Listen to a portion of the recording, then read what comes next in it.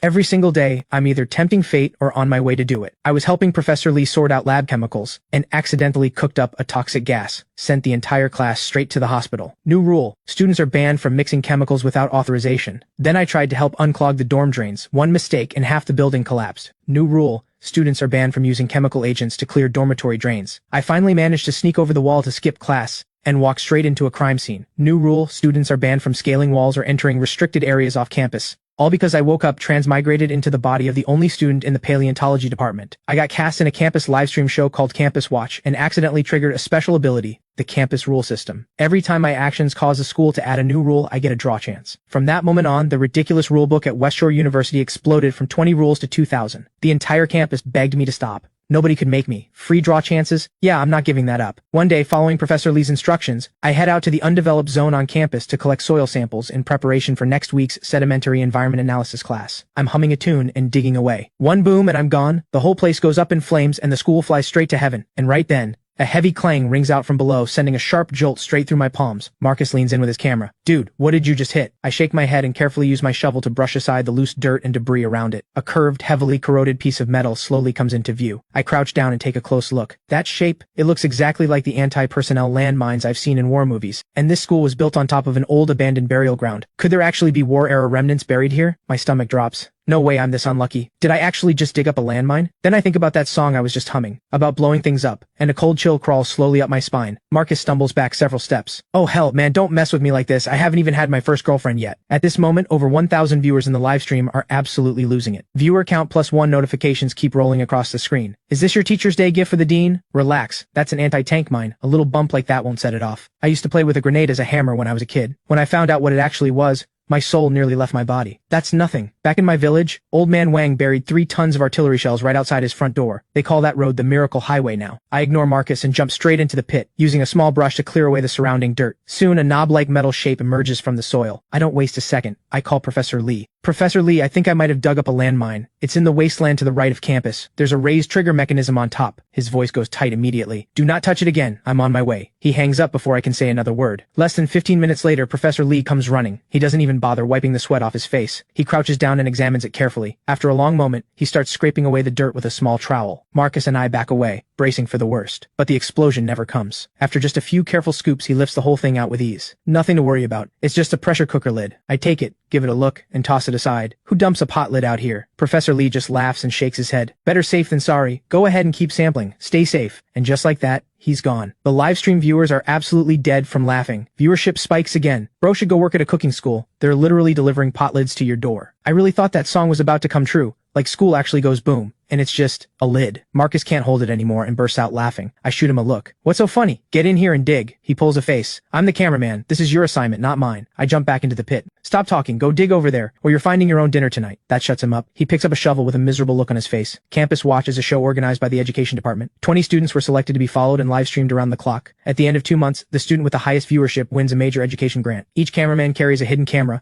and for the entire duration, Marcus has to eat, sleep, and live wherever I do. So if I don't feed him, he goes hungry. Simple as that. And that's exactly why he reluctantly grabs a shovel and starts digging beside me. I stare down at my hole. I refuse to believe my luck is this bad. Today, I'm finding something real. I keep swinging the shovel, but not even 5 minutes in, a heavier, more solid clang rings out from below. I start clearing the dirt with extreme care. Marcus hears it and rushes over. Man, please tell me that's not another pot lid. By now, my hands are already trembling. The shape, the structure. This matches exactly what I've seen in military magazines. An aerial bomb. Marcus freezes up completely. Holy, that's an actual bomb? I can't even answer. I just stare at it. I call Professor Lee again. I think I actually found a real bomb this time. There's a clear pause on the other end. Didn't we just handle that? It was a pressure cooker lid. I almost want to cry. I found another one. This one has a body and tail fins. A long, exhausted sigh comes through the phone. Stay right there. I'm coming. This time Professor Lee arrives even faster. He leans in for a look, and his expression freezes completely. He pulls out his phone and makes a call. Dean Carter, we have a situation. Our student Liam from the paleontology department has dug up something that looks like an aerial bomb. On the other end, Dean Carter's voice cracks instantly. What? An actual aerial bomb? Nobody moves. I'm on my way. The call barely ends before Dean Carter comes rushing over, the vice dean and campus security close behind him. The moment he sees what's in the pit, beads of sweat break out across his forehead. He calls the police immediately, then turns and shouts to his assistant, "Get all of campus security out here right now. No one comes near this area, and tell every department to keep students away from the wasteland. Now." Within minutes, campus security comes sprinting over and starts setting up a perimeter. On the other side of campus, students begin evacuating. The livestream viewers catch all of this happening in real time, and viewership explodes again, breaking 10,000 in an instant and still climbing at a jaw-dropping pace. I knew that song about blowing up the school was cursed. Called it. Liam digs up something like this. Does the school give him a demerit or a medal? Right at that moment, several police cars come screaming onto the scene. The doors barely stop moving before Viper Squad's Captain Zhang steps forward. Who's in charge here? What's the situation? Dean Carter steps forward quickly. I'm the dean of this university. One of our students may have uncovered an aerial bomb. Please, take a look. Captain Zhang doesn't hesitate. He walks straight toward the pit while waving everyone back to maintain a safe distance. We scramble back another 10 meters without being told twice. He picks up a radiation detector and circles the metal object slowly, scanning every angle. No anomalies detected. Then he activates the X-ray backscatter imaging system. The operator behind him begins his report. Interior is hollow. No explosive materials detected. Structural profile is consistent with a high-pressure container. Captain Zhang signals the team to run a chemical sniff analysis. Several officers collect rust particles and air samples and begin the analysis. 1 minute later, the officer reports, no TNT or explosive compounds detected. Primary components are iron oxide and sulfide compounds, corrosion byproducts from long-term burial. Captain Zhang nods, grabs a shovel, and starts digging himself. Within moments, he pulls out a heavily rusted gas canister. Dean Carter, it's confirmed safe. If there's nothing else, we'll head out. Dean Carter rushes forward and shakes his hand. Thank you so much, officers, truly. After a brief exchange, the police cars file out of campus one by one. Dean Carter signals security to take down the perimeter, then walks over to me. So you must be Liam. Sharp kid. Nothing to worry about now. Get back to your work. Can't let your studies fall behind. Our paleontology program is counting on you to carry it forward. I break into a grin. Thank you, Dean Carter. He gives a nod and leaves with his group. Professor Lee pauses before heading out and gives me a look. I genuinely thought you were trying to blow up the school. All right, keep at it. Call me if anything comes up. And with that, he's gone too. I watch them walk away. Then I turn back to the pit. No way I'm backing down now. A plot of land this big and I can't find one real thing. Today me and this hole are going to war. I rub my hands together and raise the shovel again. But barely 3 minutes in, that same familiar metallic clang rings out. I frown, irritated. Are you serious right now? What is it this time? A wok? An enamel basin?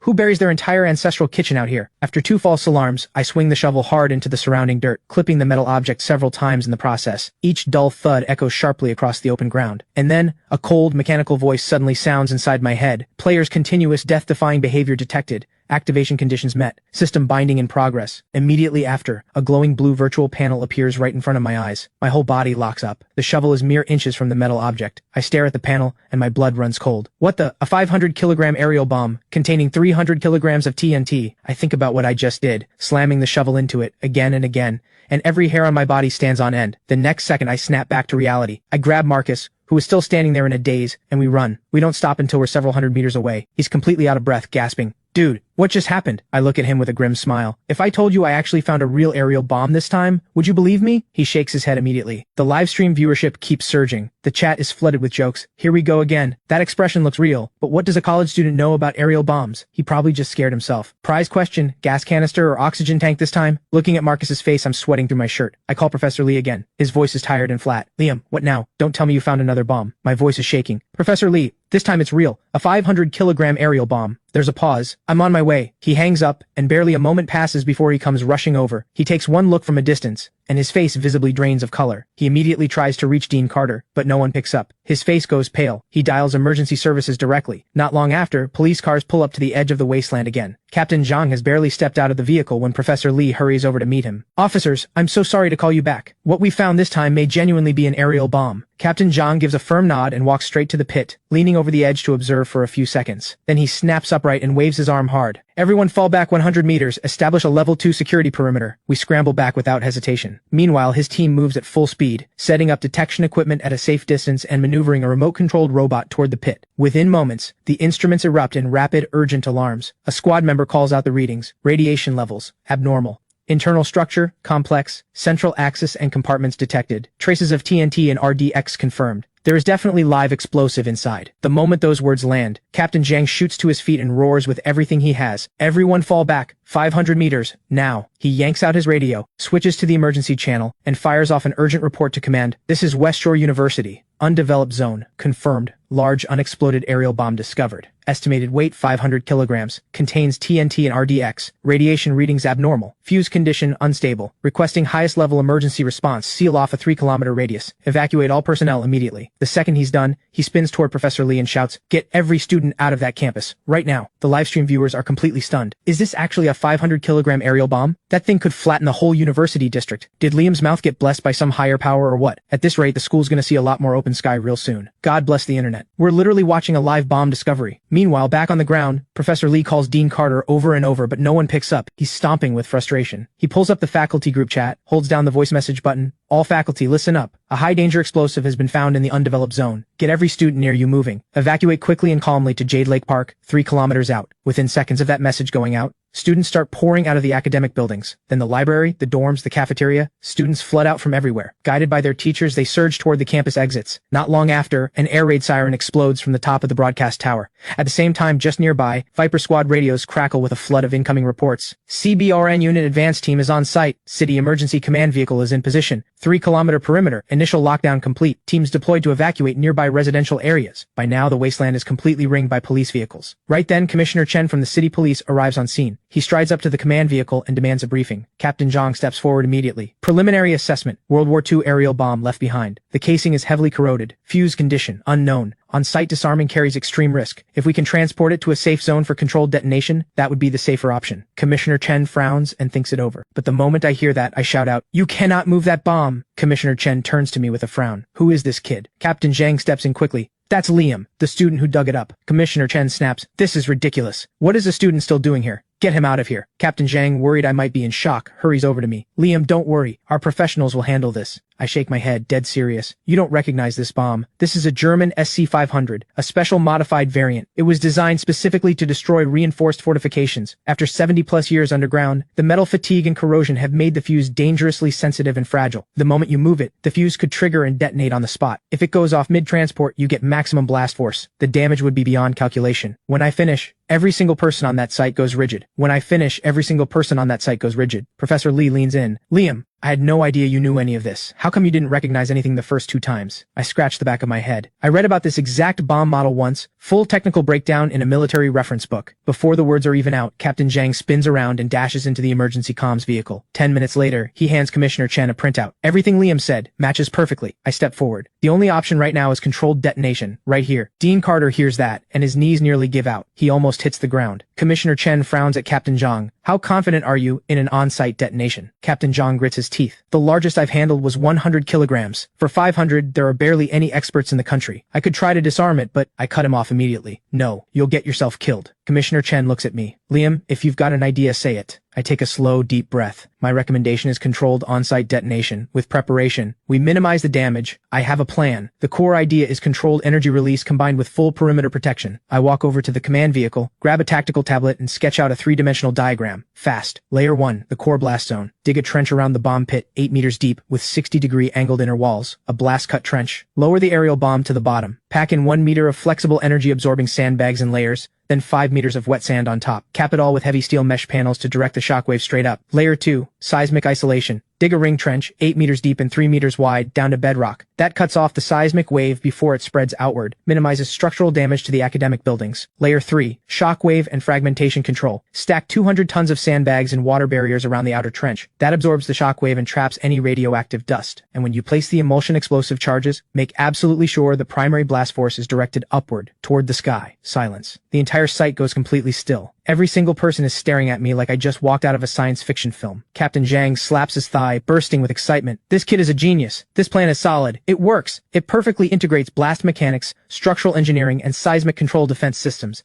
The thinking here is on a military-grade level. Commissioner Chen doesn't hesitate. He makes the call. We go with this plan. Mobilize every engineering resource we have. Get that protection system built as fast as humanly possible. Within no time after the order goes out, West Shore University looks like a full-scale construction site. 3 hours later, Captain Zhang walks over and reports, all systems ready. Commissioner Chen immediately orders the evacuation. I fall in with the main group and pull back to Jade Lake Park, 3 kilometers out. Commissioner Chen slowly triggers the alert siren. The piercing wail cuts across the entire park. Then, a massive blast tears through the air from the direction of West Shore University. A giant mushroom cloud punches into the sky. The explosion is over in an instant. Lucky for us, we're far enough back. Only small chunks of dirt and rock rain down on us. No one is hurt. After the initial chaos settles, every face around me wears the same look. Pure, exhausted relief. Then a voice comes from inside the command vehicle. Shockwave peak within projected range. Structural vibration in academic buildings. Below safety threshold. Radiation spike briefly, now dropping back to normal. Commissioner Chen picks up his radio, calm as ever. Fire suppression teams, move in. On his word, a fleet of fire trucks rolls toward the blast site to cool it down and clear the dust. CBRN unit personnel enter the core zone and begin full spectrum scanning. 1 hour later, the threat is completely neutralized. Once the follow-up cleanup work is underway, Commissioner Chen and Captain Zhang come find me. Liam, we owe this one to you. We'll be putting your name forward for the Special Civic Courage Award and the cash prize. Consider it our way of saying thank you. My eyes scrunch up in a huge grin. Thank you, Commissioner. Commissioner Chen gives my shoulder a firm pat.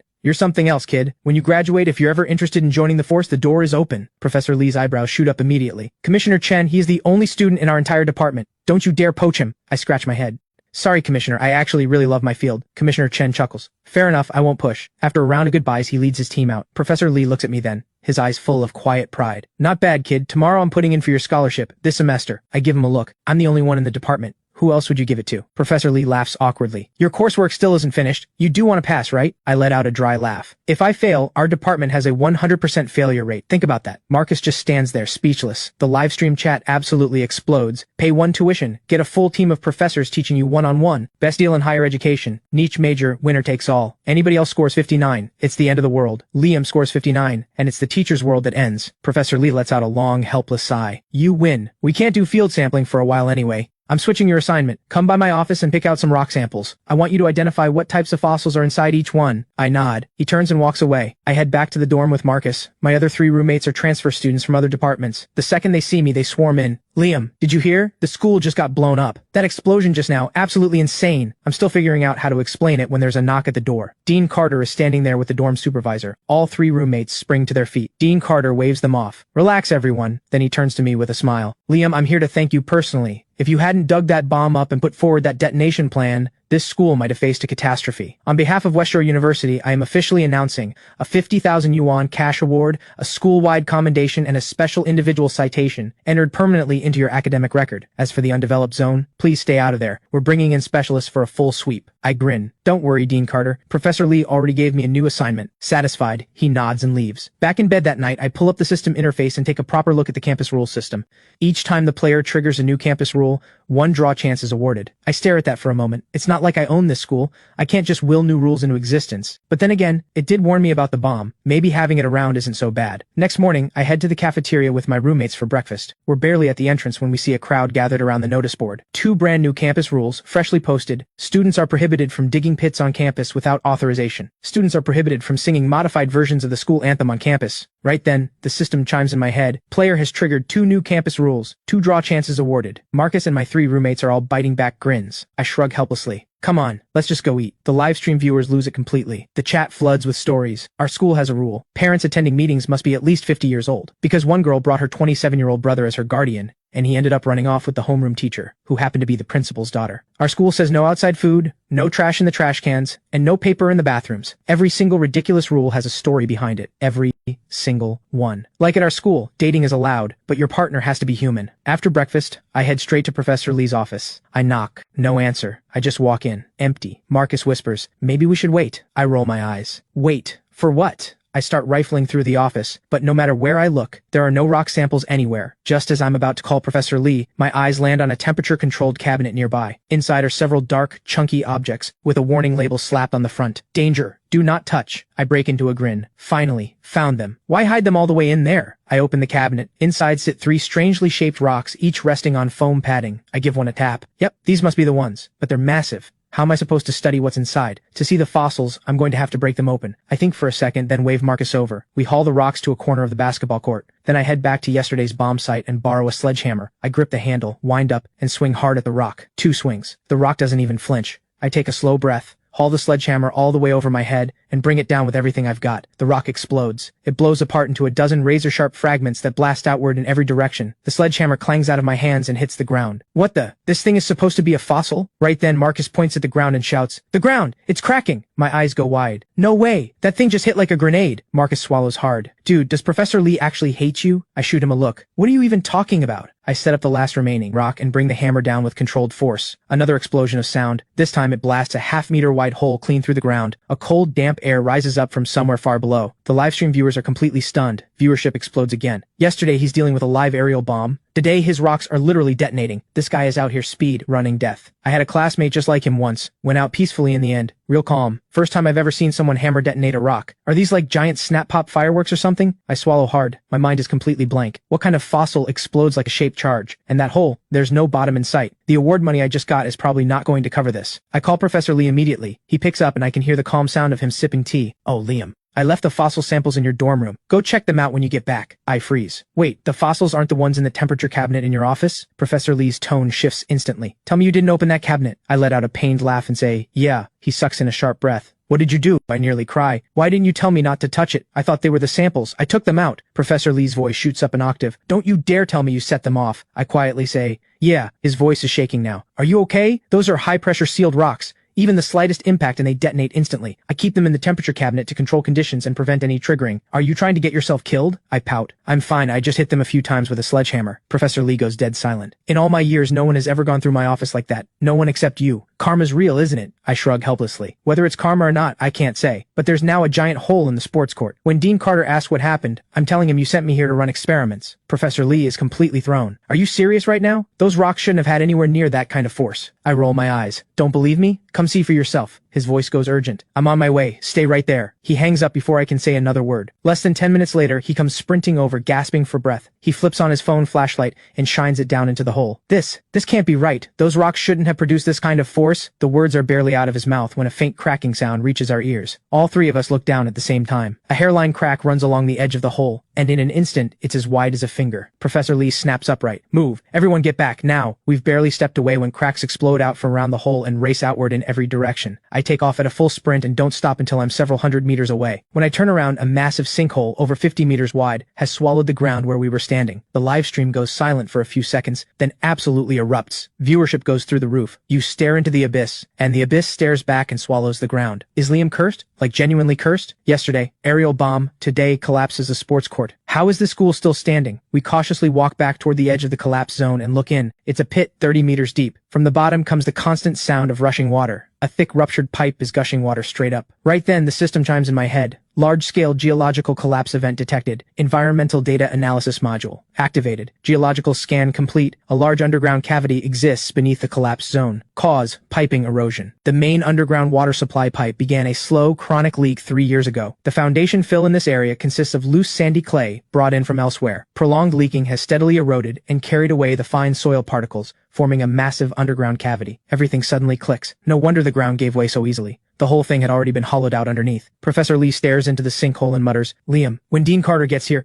try to be a little less you. The words are barely out when Dean Carter comes charging in with a pack of school officials, stumbling over each other to get here. Liam, look what you've done. You are going to give me a heart attack one of these days. I shrug. What does this have to do with me? Dean Carter completely loses it. He points at the sinkhole with a trembling hand. We have a 50-meter hole in the ground and you're saying it has nothing to do with you? I let out a patient sigh. Dean Carter, do you honestly think a student could create a sinkhole like this? Look carefully. That water pipe has been leaking for years. The moment that first small hole opened up, I could already hear water running underneath. Years of constant leaking kept washing away the fine particles in the fill soil. Over time, it carved out an enormous hollow right beneath us. The surface was nothing but a thin shell. My rock explosion just happened to punch through it. I stand up straight. I didn't do anything wrong. If anything, I just did the school a massive favor. Think about it. If this hadn't been exposed today, and it collapsed during a school-wide event instead, could you live with those consequences? Professor Lee nods, catching up. He's right. One look from a civil engineering professor, and this is confirmed. Dean Carter takes a long, slow breath. Liam, I apologize. My tone just now was out of line. Don't take it personally. Let me take you to dinner, and I'll add another $20,000 to yesterday's award. I blink. Dean Carter, you're too generous. Looking out for this school is just what I do. As for dinner, can I just take the cash instead? The entire crowd goes silent. Dean Carter can only nod, a little awkwardly, and agree. Right then, a line of police vehicles pulls up on scene. Leading them is the familiar face of Commissioner Chen. He takes one look at the 50-meter sinkhole and lets out a sharp breath. He walks over and shakes Dean Carter's hand. I have to say, Dean Carter, whatever is going on under this campus, it feels like it was built specifically to test me. When he finds out the sinkhole is connected to me. Again, he pats my shoulder with a look of total resignation. Liam, our department's annual performance targets are about to be blown out of the water by one college student. I laugh awkwardly. You really can't blame this one on me. Commissioner Chen doesn't argue. He turns and gets to work. A perimeter is set up fast. Technical teams sweep the bottom of the pit with equipment. The findings match my analysis exactly. All that's left is to fill it in and restore the ground. But just then, a deep, muffled thud echoes up from the bottom of the pit. Commissioner Chen snaps out an order. It's going again.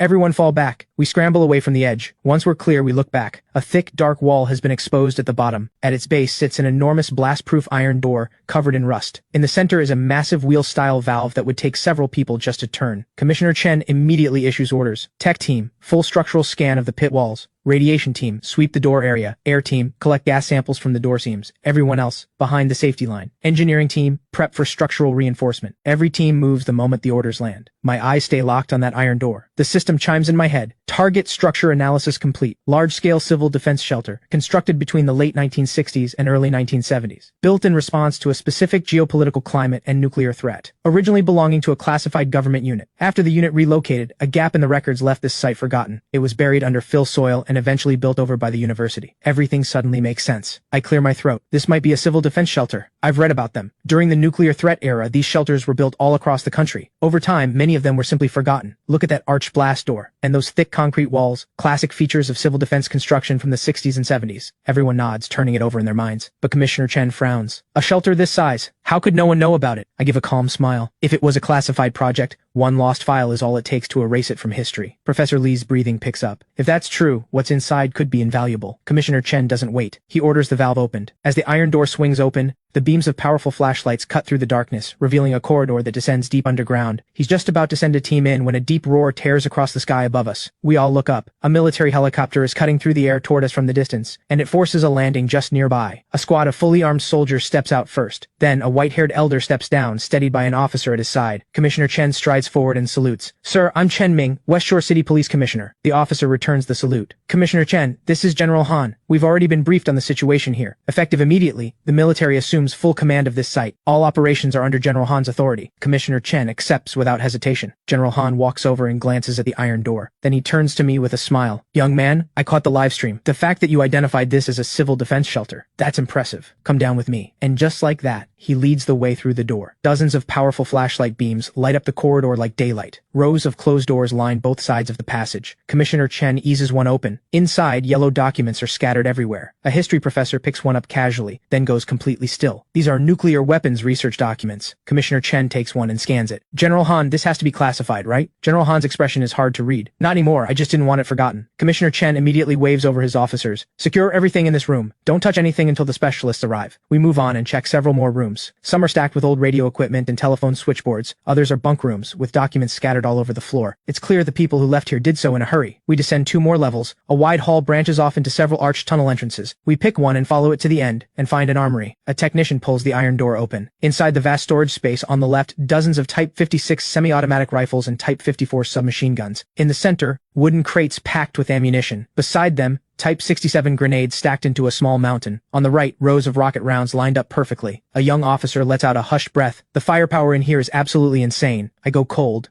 Yesterday's aerial bomb was already beyond anything I expected. But if this armory went up, the whole university would cease to exist. The livestream viewers go absolutely wild. Viewership skyrockets. This is literally my dream apocalypse bunker. Fully armed. Doesn't matter how many zombies show up. If that legendary general from the old war dramas had access to this place, they'd be replacing the Statue of Liberty with his girlfriend. Commissioner Chen's voice cuts through the excitement. "Document everything. Photos of it all. Nobody touches a thing." General Han stands quietly, taking it all in, as if the site is pulling him back through decades of memory. We leave the arsenal and follow General Han deeper down to the lowest level, the research zone. We pass through the materials analysis lab and the data records room. Both are filled with documents. Rare, irreplaceable. Decades ago, findings like these would have shaken the world. Now they are little more than artifacts of history. We reach the very deepest point of the research zone, where a heavy metal door blocks the way forward. It has an airtight valve and a complex mechanical lock. On the door, a radiation warning symbol. A tech officer holds the radiation detector up to the door gap. The instrument screams, sharp, piercing. Radiation levels are far beyond safe limits. Commissioner Chen orders everyone back without a second's hesitation. Even General Han's expression shifts. Only 2 officers in full protective suits remain. They grab hydraulic breaching tools and force the door open. Inside sits a nuclear device, 2.5 meters long. Nobody even stops to process the shock. Everyone spins around and sprints for the exit. We don't breathe again until we're back at the bottom of the sinkhole. Commissioner Chen immediately issues orders. Seal the sinkhole entrance. All non-essential personnel, evacuate within 1 kilometer. Alert the CBRN division and the Nuclear Energy Authority. Now, the scene erupts into chaos. When the breathing finally settles, General Han lets out a long sigh. "Everyone, stay calm. That thing down there will not explode. It is an incomplete nuclear device. Back then they already knew it could never sustain a chain reaction. It is a dud.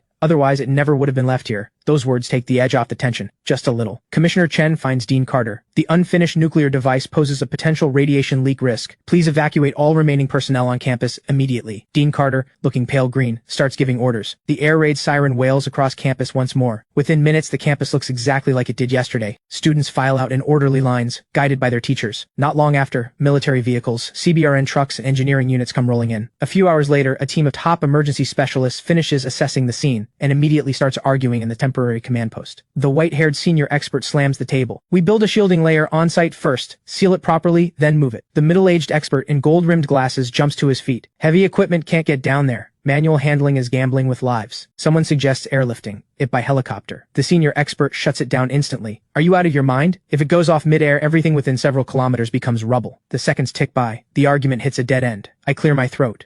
Maybe we can use a rail system. Every head in the room turns toward me. The experts all wear the same look, pure skepticism. General Han looks over at me. Young man, whatever's on your mind, say it. There's no wrong answer here. I scratch my head. I was paying attention when we went in. From the shelter entrance all the way to the device chamber, there are 2 short staircase sections, yes, but the corridor itself runs mostly level and straight. We lay down modular lightweight rails through the passage. We build a custom heavy-duty shock-proof shielded transport container on wheels, use a winch to send the empty container in, then use a remote hydraulic lateral transfer system to slide the nuclear device sideways into the container. The whole process stays horizontal. No tilting, no jolting, full control. Then we seal the container shut, winch it back out along the rails to the surface. A heavy transport vehicle with a lead-lined container meets it topside. Maximum protection against both physical shock and radiation leakage. The moment I finish, General Han turns to the stunned experts. What do you all think? The white-haired expert adjusts his glasses. This approach is remarkably clever. It balances safety and practicality perfectly. The others all nod in agreement. General Han makes the call without hesitation. We go with Liam's plan. Get the materials and equipment moving, now. Commissioner Chen gets on it immediately. The livestream viewers are completely speechless. Viewership surges again. Another massive wave. Is this even real? I came here for entertainment, not to watch this guy outthink nuclear experts. A problem that stumped nuclear specialists, solved by a college student. Liam is on another level entirely. Yesterday's aerial bomb solution was already wild. Today he cracks a nuclear device situation. Someone's getting recruited whether he likes it or not. I was going to show this to my parents as a feel-good stream. Liam has caused trouble. And then there's this guy making every other kid look average. Genuinely demoralizing. The stream is pure chaos and excitement. Outside the stream, the operation is in full swing. 2 hours later, everything is ready. The most dangerous phase of the operation begins. Every pair of eyes is locked on the monitors. Nobody dares to breathe. They watch as the nuclear device is slowly, carefully slid, inch by inch, into the transport container. Once the container is fully sealed, the motor pulls it steadily along the rails toward the surface. Under the tense gaze of everyone watching, the container comes to a smooth stop at the base of the sinkhole. Next, a hydraulic lift platform lowers the container precisely into the lead-lined unit. Moments after the final seal is locked, a tech officer stands and reports, all radiation levels have returned to normal. The words are barely out when the entire site erupts in cheers. Afterward, combat engineers use the container to transport the nuclear device out. Heritage Authority personnel collect all the critical documents. The work goes on past 8 in the evening before the civil defense shelter is finally cleared out completely. When the dust settles, I'm just about to head to the cafeteria for a late-night snack when General Han calls out to me. Liam, none of this would have happened without you. I'll be honest with you. This place, it connects to a comrade of mine. I have been searching for it for many years. Thank you. I wave my hands. General Han, you're far too kind. I stumbled onto this by accident. General Han smiles. Have you ever thought about military academy? I can have it arranged for you immediately. I believe you are exactly the kind of person this country needs. Those words land, and everyone within earshot quietly gasps. I just laugh awkwardly. Thank you, General Han, truly, but I actually love what I'm studying right now. General Han's smile doesn't fade at all. Good, that makes me like you even more. I respect your choice, but this offer stands, permanently. You can come find me anytime. I break into a shy grin. I'll keep that in mind. Thank you, General Han. After a warm exchange of goodbyes, General Han boards his helicopter and lifts off. Commissioner Chen leads his team out shortly after. Only the CBRN unit remains, managing the residual radiation. Dean Carter sidles up to me. Liam, do you have a bank account? I'll wire the money to you tonight. I pull out my card and hand it over without missing a beat. Moments later, my phone buzzes. 71,000 yuan received. I thank Dean Carter on the spot and pull Marcus away with me. That night, lying in bed, I pull up the virtual panel and use 2 draw chances on the system. A second later, the chime sounds in my head. 2 draw chances consumed. Skills unlocked. Master of Ceremonies. I stare at the panel completely blank. What is that even good for? I let out a sigh and go straight to sleep. Next morning, I head to the cafeteria with my roommates. On the notice board, a freshly posted campus rule: students are prohibited from striking rocks anywhere on campus. At the same moment, the system chimes in my head. New campus rule detected. 1 draw chance awarded. Jason and Kevin slap my shoulders, laughing. Liam, you're unreal. 3 new campus rules in 2 days. I give them both a look and walk straight into the cafeteria. Because of everything that happened, the school gives everyone a day off. After breakfast, we head back to the dorm. I haul all the rocks Professor Lee sent over out onto the balcony. My roommates leap up to block me. Liam, the new rule says no striking rocks anywhere on campus. I grin. It says not on the ground. I won't be hitting the ground. And with that, I pull out a rope, tie up a basketball-sized rock, and hang it from the drying rack. Then I pick up the sledgehammer and start swinging downward. After about a dozen hits, the rock cracks open with a sharp snap and drops to the floor. I pick it up and look inside. There it is, an actual bivalve fossil. That gets me fired up. I swap in the next rock and keep swinging. The second rock is almost ready to crack. I wind up and bring the hammer down hard, but the next second, the balcony ceiling collapses. Chunks of plaster crash everywhere. I throw my arms over my head and bolt back inside. Jason is coughing through the dust. Liam, you just knocked through the balcony ceiling. Before he even finishes, a pile of debris comes crashing down, and 2 people come down with it. When the dust finally clears, we can see them. A guy and a girl, both in school uniforms. My brain completely shuts down. Marcus and my roommates all stand there, mouths hanging open wide enough to fit a whole egg. The livestream viewers are just as stunned. Viewership has now crossed 100,000. Quick lesson for anyone who doesn't know. The outer parapet wall along the roof edge is mostly hollow foam inside. It is not solid concrete, never has been. One good hit and down it goes. Something is seriously wrong with this dorm. Did the rocks really have to be smashed? Keep it up and the whole building comes down. I finally understand how Dean Carter feels. Love him, hate him, and absolutely nothing you can do about it. Just then, a round of coughing cuts through the silence. I snap back to reality and quickly pull both of them inside the room. The guy wipes the dust off his face. Are you serious right now? We just wanted a quiet, peaceful death together. Beside him, the girl keeps wiping her tears. Is dying really this complicated? I jump in. Are you two okay? The guy laughs at himself, and then, out of nowhere, starts singing. My face twitches, of all the moments to break into song. After a round of questions, the picture comes together. The guy's name is Danny, the girl's name is Maya. They grew up together. Childhood sweethearts. They promised each other they'd get married after graduation, but their families have a long-standing feud. Both sets of parents refuse to budge. In a moment of despair, Maya disguised herself as a guy so they could sneak onto the rooftop together and end it all. I stare at them and slowly roll my eyes. You're not afraid to die, but you're afraid of your parents? That feud belongs to the generation above you. It has nothing to do with you two. If you really want to be together, just get married. They both stare at me, eyes wide. Get married? I nod. Throw a big bold wedding. Show your parents exactly how serious you are. They'll come around, I promise. Danny laughs bitterly. I can't afford a wedding, and even if I could, nobody would show up. I grin. None of that is a problem. I'll handle the whole wedding. I'll even make you money in the process. We do it right here, in the school cafeteria. Everyone stares at me. Their eyes are practically falling out of their heads. Jason grabs my arm. Is this actually going to work? There's no way the school agrees to this. I curl the corner of my mouth. Where there's a will, there's a way. Kevin steps up beside me. Tell me what you need, I'm in. Jason nods along, catching the energy. Danny sees this and his eyes go red again. Thank you, all of you. Considering these two were ready to end their lives not long ago, I throw an arm around Danny's shoulder. Let's do this today. We're going full traditional Chinese wedding. Go rent a proper set of traditional wedding outfits. Now. He grabs Maya's hand and they're out the door. I take the others with me and go work on convincing the cafeteria manager first. Then I go find Professor Lee. He hears me out and slams his hand on the desk. This is absurd. Completely out of the question. And now you want me to go plead your case to the dean? You want that done. You do it yourself. I let out a long sigh. Paleontology is so boring sometimes.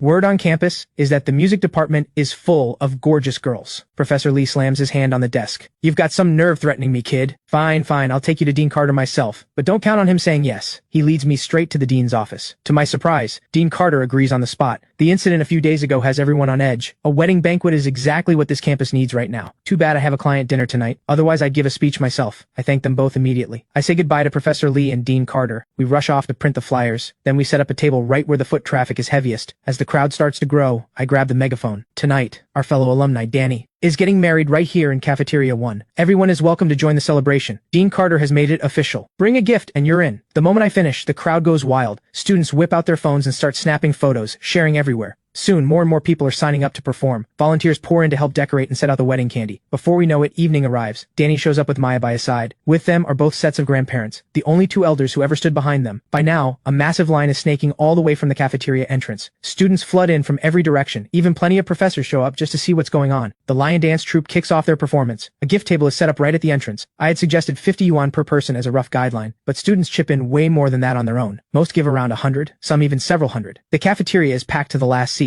At least 1,500 people have shown up. Every performance on stage brings screams from the crowd. Once most people have eaten and drunk their fill, the music cuts out. I step up as the wedding MC, dressed in a traditional ceremonial robe, and walk onto the stage. I scan the sea of faces below me. Distinguished guests, on this auspicious day and hour, as the lanterns begin to glow, We gather here together to witness one of life's most beautiful occasions. As the ancient Book of Rites tells us, marriage joins two families as one, the very foundation of human bonds, and the beginning of all rights and harmony. Today, Danny of the Huang family and Maya of the Li family come together on this blessed day to be wed, bound by a bond that will last 100 years. The moment I finish speaking, applause erupts. The livestream chat goes absolutely crazy. The viewer count explodes. That delivery, that tone, even a broadcasting major couldn't pull that off. There's just something different about the way he says it. We're literally in a cafeteria, and it feels like a royal ceremony at the Imperial Temple. Now that's the vibe. My ancestral memory is activating right now. As the applause fades, I raise my right hand and continue.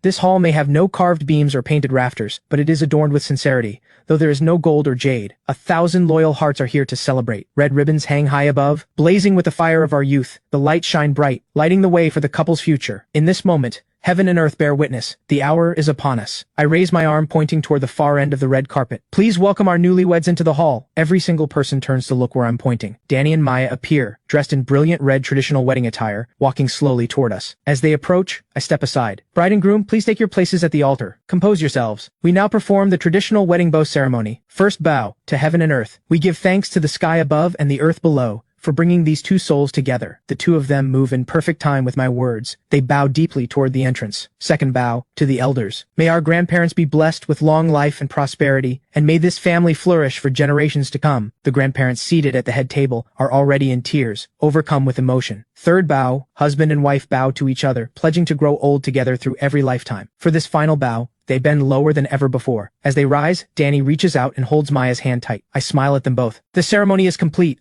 I announce. Groom, bride, may your future shine as bright as it can be. The entire cafeteria erupts. Right at that moment, Kevin grabs the mic and rushes the stage. Everyone, this whole wedding was planned by Liam. We demand Liam perform something for us right now. The crowd goes wild at that. Cheers and chants ring out from every corner. Faced with that kind of energy, I take the mic back. How can I say no? All right, I'll do something quick. And with that, I walk over to Wendy, the campus beauty who just finished performing. Mind if I borrow your guzheng? I carry it to center stage. I signal the sound crew to start the backing track. Then I hold the guzheng upright against my body with one hand. And then, the opening melody of Yonggong Shunyan explodes from the strings. For a moment everyone freezes. Then heads start bobbing with a beat. My fingers pick up speed. A few guys from the music department can't hold back anymore. They grab their instruments and rush the stage. Right behind them, a group of vocal performance girls sprint up too, circling the stage, singing and spinning. Someone in the crowd shouts, and suddenly everyone rushes to the front of the stage. They're going absolutely wild, dancing to every beat of the guzheng. The cafeteria has completely transformed into a dance floor. I'm totally in the zone. When the first song ends, I launch straight into Red Sun. With the whole music crew backing me up, the energy in the room hits its absolute peak.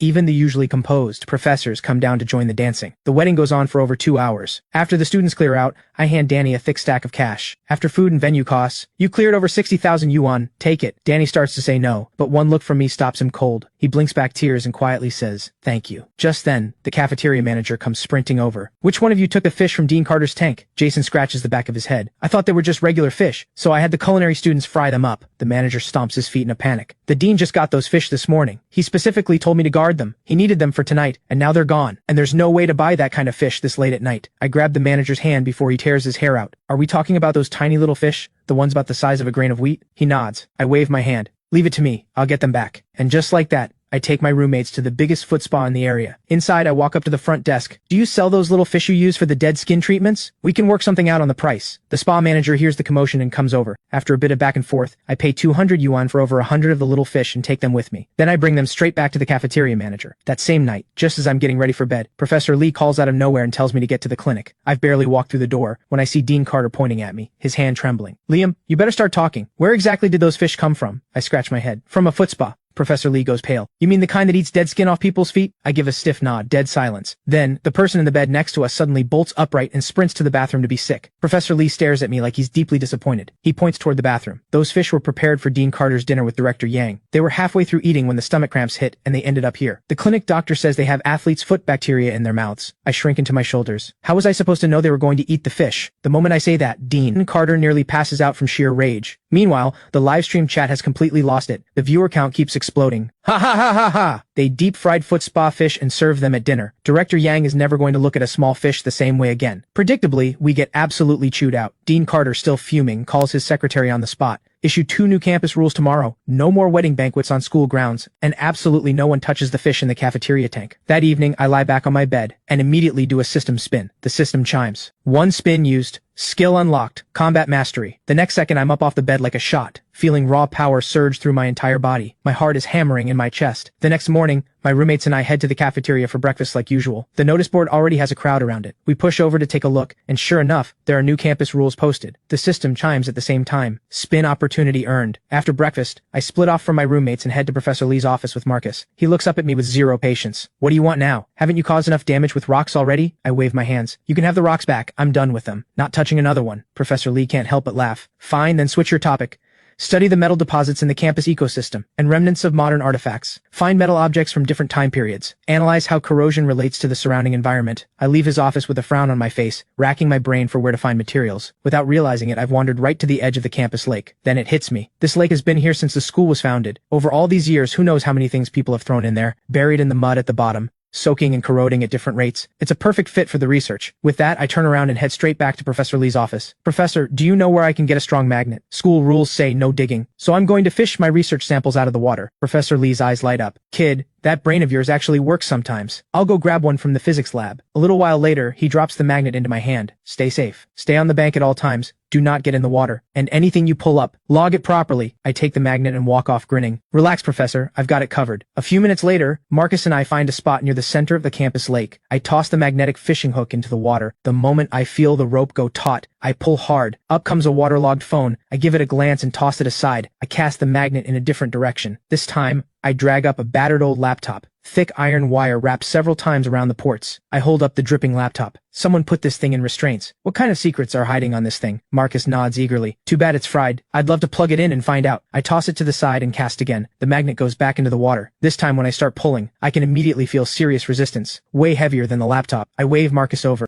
He rushes over and grabs the rope with me. I clench my teeth. Did we hook a motorcycle down there? What is this thing? Marcus's neck veins are bulging. Liam, I'm dying. My hands are about to give out. I brace both feet hard against the railing. One more push. It's almost up. Finally, just as we're both about to collapse, a safe crashes through the surface. We give it everything we have and haul it onto the bank. Marcus walks around it. This safe looks like it was never opened. You think there's something good inside? Could be. Look at these dents. Someone clearly tried to force it open. When they couldn't crack it, they threw it in the lake. I give the safe a shake. There's definitely something inside. We'll pry it open later and decide then if we need to call the police. I set the safe to one side and keep fishing, but the next several pulls just bring up one bizarre object after another. I start losing patience. I move the magnetic fishing hook to a deeper cove further along the lake. I take a deep breath and hurl the magnet toward the center of the lake. The rope goes taut almost immediately. I pull it up. A crowbar. My mind jumps straight to the safe. No way this is a coincidence. I set the crowbar down and cast the magnet again. This time, a large hammer. Third cast, a dagger. Marcus's face shifts. Maybe we should stop. Why does it feel this creepy in broad daylight? The livestream chat explodes. The viewer count keeps shooting up. Liam is the magnet. He digs a hole and finds a wartime bomb. He throws rocks and collapses the whole athletic field. Now he's fishing. Something bad is definitely coming. I take a breath and push down the unease rising in my chest. I cast the magnet one more time. This one is a boning knife. In the grooves along the handle, stubborn dark brown staining, almost black. Marcus leans in close. That's not a murder weapon, is it? That does it. I throw the magnet back in immediately. About 10 seconds later, the rope snaps taut so hard it nearly drags me into the lake. I spin toward Marcus. Get over here, now. This is something massive. We both lean back with all our weight, dragging the rope back inch by inch. I grind my back teeth together. Did we hook the grandfather of all safes down there? This is insane. Just as we're both about to give out, a massive black suitcase bursts through the surface. I freeze. No way. Please tell me there's not a body in there. Together we haul the suitcase up onto the bank. I grab the crowbar and work it under the zipper that hasn't fully closed. Then, a jaw full of jagged teeth lunges out of the gap and clamps down hard on the crowbar. My hands tighten around the other end on pure instinct. My whole body goes rigid. It's a crocodile, over 3 feet long. How is there a crocodile in the campus lake? It locks its jaw and refuses to let go. I snatch the hammer off the ground and smash it down on the croc's head with everything I've got. The crocodile shudders. Its grip loosens significantly. I follow up with several more strikes until it finally releases the crowbar completely and slumps motionless next to the suitcase. I drop the crowbar and hammer and collapse right down onto the ground, gasping for breath. Thank everything for the combat mastery skill from the system, because if those teeth had connected properly, my hand would have been done for. Marcus finally creeps over, shaking from head to toe. Liam, did you just kill that crocodile? I shake my head, just knocked out. Once I pull myself together, I pull out my phone with trembling hands and call Professor Lee. A few seconds later, his cheerful voice comes through. Liam, did you find your research materials? My face falls. Research materials? I almost just died out here. I pulled a crocodile out of the lake. His voice shoots up an octave. Are you serious? Stay safe. I'm on my way. He hangs up, and barely any time passes before Professor Lee comes sprinting over, completely out of breath. The moment he sees the crocodile on the ground, his eyes nearly pop out of his head. How How is there a crocodile on this campus? He whips out his phone and calls Dean Carter immediately. Less than 10 minutes later,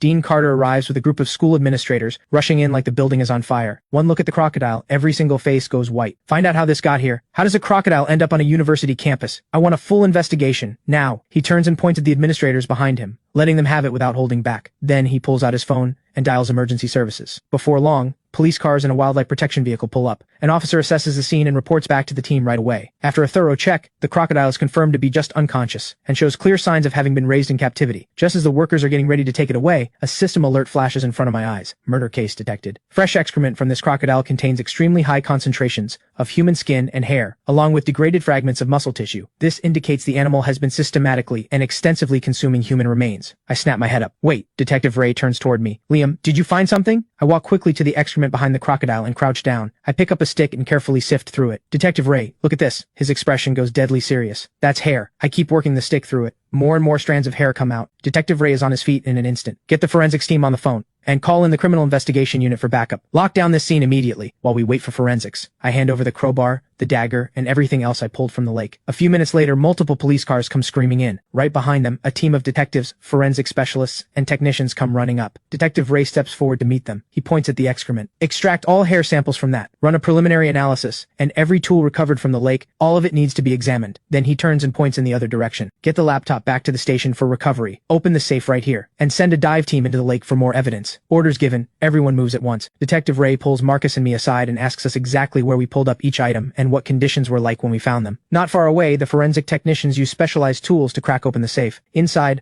a large bag, stuffed entirely with 100 yuan bills. A rough count puts it at somewhere between 200 and 300,000 yuan. Just as everyone assumes the safe is empty, I step forward. Hold on, there's something wedged in the corner. I reach inside and pull an SD card from a hidden slot in the inner wall. Detective Ray's eyes light up. Get a card reader and a laptop, now. The technicians work their magic, and the SD card opens without a problem. There is only one file on it, a video. They press play. The footage shows a large enclosure. A crocodile lunges up and snatches a chunk of meat. A rubber-gloved hand flashes briefly at the top of the frame. The clip is barely 10 seconds long. Everyone's face goes tight with unease. The texture of that meat, it is nothing like normal animal meat. Combined with the hair found in the excrement, the answer is staring everyone in the face. Detective Ray turns sharply to the forensic examiner. Any results yet? The examiner walks over quickly. Preliminary results are in. The hair samples from the excrement are confirmed human. Blood traces have also been recovered from both the dagger and the boning knife. Detective Ray's face goes stone cold. Contact the water authority and fire department. Get the highest capacity pumping equipment they have. I want everything on the bottom of that lake brought up. Officers are already running to make the calls. The live stream viewers are completely horrified. The viewer count keeps climbing. Dean Carter stands nearby, pale as a ghost. We must get to the bottom of this. The school will fully cooperate. Just then, the academic affairs director walks over with a student wearing glasses. Dean Carter, this student says he may have seen the crocodile before. Dean Carter snaps to attention. Where? When? The student's voice is shaking. 3 nights ago, just after 10 p.m., over near the medical building,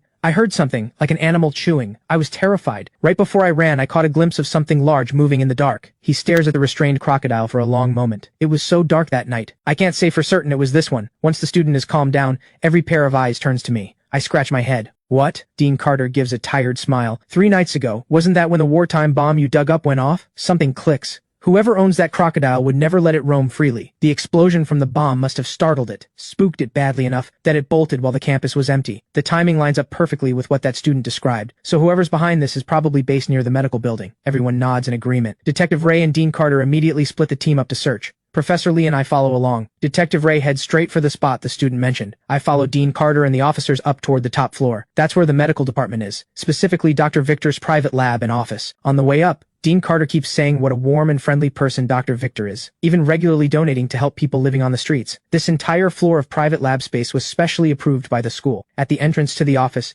Dean Carter knocks on the door. No answer. He knocks harder, and the door swings open on its own. The room inside is bare. One look is all it takes. There is no way a crocodile ever lived in here. The officers do a quick sweep and step back out. Dean Carter turns toward the lab next door. Just then, a calm voice comes from behind them. Dean Carter, what brings everyone up here? Dr. Victor steps out from the stairwell with an easy smile. Dean Carter quickly fills him in on everything that's happened. Dr. Victor listens carefully, then opens the lab door without hesitation. Nothing unusual inside, just equipment and skeletal specimens. The officers check thoroughly and find nothing. Just as everyone starts to turn and leave, my eyes drift and land on a full human skeletal specimen against the wall. The system alert fires instantly. Victim, Victim, Zhang Changhai, male, 38 years old, a homeless person who went missing 8 months ago, killed by a blunt force blow to the head, and died from severe blood loss. I force myself to stay calm and follow everyone out of the medical building. We run into Detective Ray coming out of the storage room. He shakes his head. Nothing found. I step forward and pull Dean Carter aside. Are the school's skeletal specimens all sourced through official channels? Is there a record of where each one came from? He gives me a puzzled look. Of course. Everything is above board. All legally purchased or donated. Why do you ask? I frown. When I was in Dr. Victor's lab just now, I caught a glimpse of the skeleton in the corner. Something about the back of the skull looked off, like there might be a depression or fracture there. In that video, the crocodile was being fed chunks of meat. And then there's that boning knife we pulled up. I'm starting to wonder if a victim could have been turned into one of those specimens. Detective Ray's eyes sharpen. You sure about what you saw? I paused deliberately for a moment. I was standing pretty far away, so I can't be certain. It just felt wrong. Detective Ray immediately directs the other officers to keep searching, while he heads back up to the top floor with us. He goes straight to the specimen and examines it closely. Then he finds it, a faint linear depression in the skull, with radiating fracture lines spreading out from it. Dean Carter spins toward Dr. Victor. What happened to this specimen? Dr. Victor gives a calm smile. A student dropped it by accident when moving it. Since it was slightly damaged, I just kept it here. I grab Detective Ray's arm. Get a forensic examiner to look at this. That will tell us everything. Detective Ray nods and raises his radio to call in the forensic team. In that moment, Dr. Victor's smile freezes. Just for a second. Dean Carter catches it and his brow tightens. Victor, this is serious. Take us to the storage room. I want to see this year's specimens. Dr. Victor gives a slow nod and leads us down to the basement level. The moment the door opens, a sharp wave of formaldehyde hits us in the face. The lights flicker on, and the system alerts start firing non-stop. Victim, unidentified male. Homeless individual. Cause of death, asphyxiation. Victim, unidentified male. Homeless individual. Cause of death, sharp object pierced through the heart. My heart is hammering. Every single specimen in this room is a murdered homeless person. Right then, Dr. Victor raises a baseball bat and knocks Detective Ray out cold. Dean Carter goes ashen with shock. Have you lost your mind? I turn to face Dr. Victor, my voice ice cold. You're the one who owns the crocodile. Every specimen upstairs is one of your victims. You're afraid of what forensics will find. So now you want to take everyone down with you. The look he gives me is absolutely chilling. You and that bomb you dug up, that's what spooked my crocodile. And now you've blown my cover. Today, you become my next specimen. He lunges at the electrical panel, punches in a code, and slams the red button beside it. The wall on the side splits open, revealing a hidden room. Marcus's voice is barely holding together. That's the place from the video. The next second, a massive dark shape slowly crawls out, a fully grown adult crocodile, nearly 10 feet long. Dean Carter, Marcus, and the others scream. Dr. Victor stands on an elevated platform above. Go on, eat. This is your last meal. The giant crocodile moves like it understood every word, launching straight at the unconscious Detective Ray. In that split second, I explode forward, yanking Detective Ray back from the crocodile's jaws and shoving him toward Marcus. The giant crocodile whips its tail and charges straight at me. I grab a metal support rod off the ground, and the instant it opens its jaws, I drive the rod in and jam it wide open. The beast that was terrifying a moment ago can now do nothing but thrash uselessly. With everyone watching in disbelief, I bring my fist down hard on the crocodile's skull. The metal rod punches clean through both jaws. The giant crocodile goes completely still. I spin and charge straight at Dr. Victor. One hand on the edge of the platform, I throw my core into it and flip myself up. And in one fluid motion, I drive a high kick straight into his jaw. Dr. Victor's eyes roll back. He topples off the platform like a plank of wood. He hits the ground convulsing, curled up, drool running from the corner of his mouth. Dean Carter and the others are completely stunned. Marcus swallows hard. He's not dead, is he? I drop down from the platform without effort. I glance over at Dr. Victor. He's just unconscious. He'll live. Professor Lee finally snaps back to reality. Liam,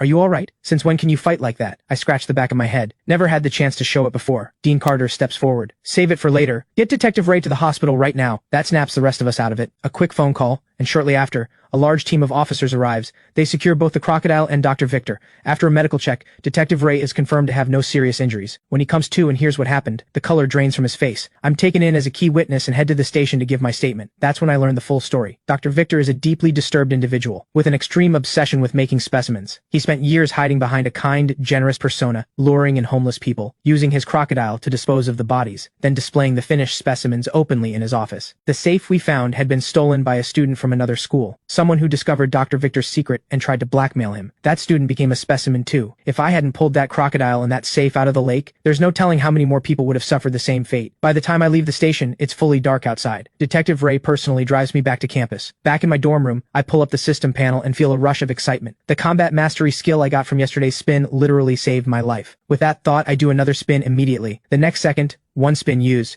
Skill unlocked, bomb disposal expert. I just stare. Is the system trying to tell me something? The next morning, my roommates and I head to the cafeteria, and the notice board already has a crowd around it. 2 more new campus rules have been posted. No keeping crocodiles on school grounds. No magnetic fishing in the campus lake. The system chimes immediately. 2 spin opportunities earned. After breakfast, I split off from my roommates and head to Professor Lee's office. The moment he sees me, he takes a step back. Stay right there. I stop dead in the doorway. Professor, seriously? That sets him off completely. Of course I'm serious.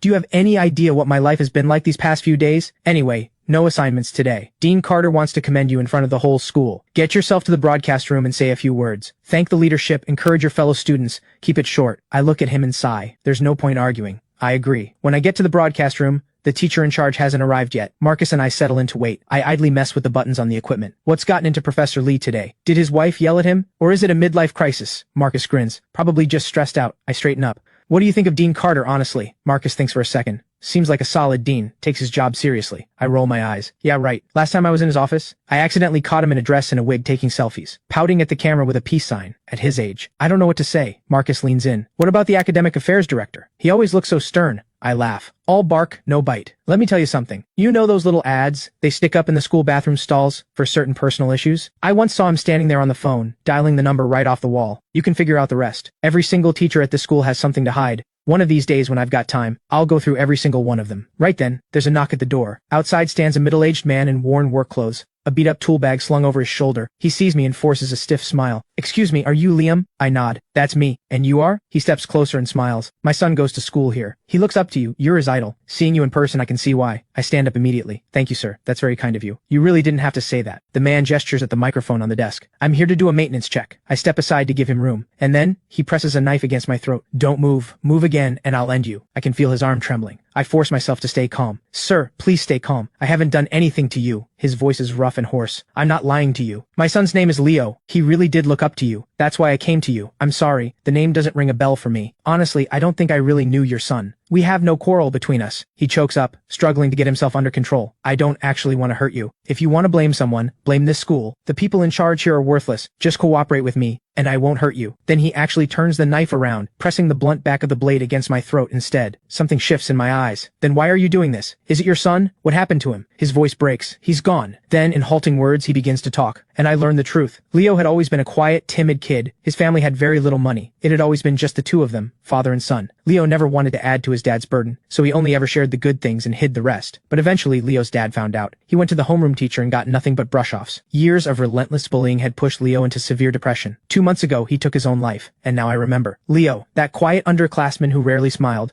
I'd stepped in for him once, just one sentence to get him out of a bad spot, and he never forgot it. Sir, I'm sorry. If I had known sooner, maybe I could have done something. So what are you going to do now? Tears spill from his eyes. I just want people to know. Everyone needs to hear what happened. Right then, Dean Carter's voice comes from the doorway. Leo's father, please stay calm. I'm the dean of the school. I know everything. What happened to your son was a failure on our part. There's no question about that. I promise you will get justice. But please, let Liam go first. We can talk this through. Leo's dad hears him and immediately spins around with me in his grip facing the door. Don't try to play me. People like you're all the same underneath. Get the press here and someone from the Education Bureau, or I will make sure this blows up completely. My son deserves justice. Dean Carter turns sharply, furious. Mr. Liu, Leo was being bullied. Why didn't you report it? And what exactly did you do about it? Mr. Liu goes pale. I looked into it. It seemed like a minor conflict between students. I spoke to the students involved. I called in their parents. I had no idea it would come to this. I never imagined something like this would happen. Leo's dad completely loses it. Shut your mouth. My son is dead, and you're standing there calling it a minor conflict? If my son doesn't get justice today, nobody walks out of here. The live stream viewer count is shooting through the roof. The chat is absolutely furious. I have terminal cancer, 2 months left to live, but I still fight for kids like this. Any parents with a bullied child, reach out to me. Pay me right, and I'll handle it. Has anyone else noticed? It's almost always the quiet, withdrawn kids who get targeted. The confident, outgoing ones almost never get touched, because with bullying, there's only the first time, and then it never stops. A child with a strong sense of self will tell their parents right away, but a child full of self-doubt will swallow it. Every single time. Lock every one of these bullies up. Just then, a burst of urgent sirens rises from below. Commissioner Chen arrives at the broadcast room shortly after. I am the Commissioner of Public Security. You are surrounded. Put down your weapon, and we can talk this through calmly. Don't do something you can't. Take back. The moment Commissioner Chen finishes speaking, several red laser dots appear on Leo's dad. I know the snipers are already in position. My chest tightens. I look out toward the door. Commissioner Chen, don't shoot. I'm scared. And Leo's dad hesitates the moment he hears me. He suddenly shoves me away. Hard. Go ahead then, shoot. We'll all go together. I stumble and catch myself, and turn back around. That's when I see it. What looks like detonator strapped under his jacket, a lighter clenched in his fist. He opens his bag, and inside, a timing device wired to a board with red and blue cables. He laughs. Loud and unhinged. I didn't come here today expecting to walk out. My son is gone. There's nothing left for me. Even if you kill me, it won't matter. I've already planted timed explosives all over this school. The moment I die, they go off. Dean Carter hears this. His vision goes dark, nearly collapsing.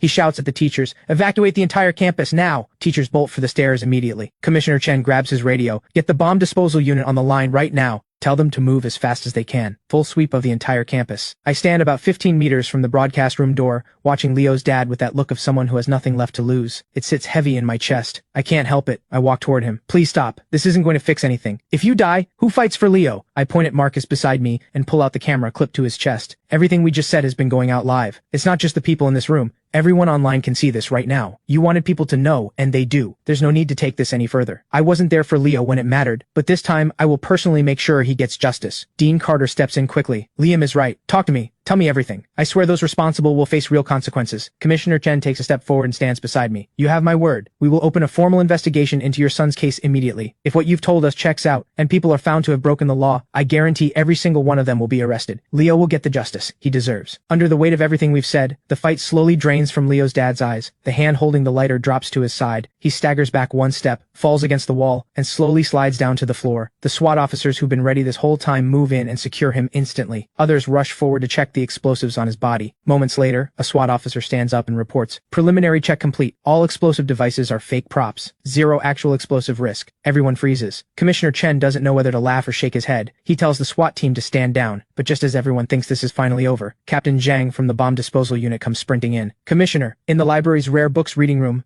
third row, inside a hidden compartment at the top of the bookshelf, we found a device containing C4 explosive, approximately 1.5 kilograms, connected to a high-precision electronic time detonator, enough force to level the entire reading room and the surrounding area. The countdown is at 3 hours and 38 minutes. The room goes dead silent. Then, pure panic. Commissioner Chen's eyes go wide. He spins toward Leo's dad. "What is this?" Leo's dad shakes his head frantically. "It's not me. I swear. No matter how far gone I am, I would never hurt innocent students." I can see he's on the verge of tears. I step forward immediately. "I believe him. He didn't do this. If he actually wanted to hurt people, he wouldn't have shoved me out of the way earlier. Someone else planted those bombs." Commissioner Chen's brow furrows, his mind working. Then, he speaks into his radio, voice firm and low. "All units, listen up. Emergency Command Authority is now elevated to maximum level. Bomb disposal unit at any cost, locate every single device in the shortest time possible. Technical investigation team, pull all surveillance footage from the library and surrounding areas. Going back 48 hours, go through every second of it. Simultaneously activate signal monitoring, scan for any unusual remote or timed signal sources. SWAT units, coordinate with faculty and campus security. Full evacuation and clearance of all campus personnel within 20 minutes.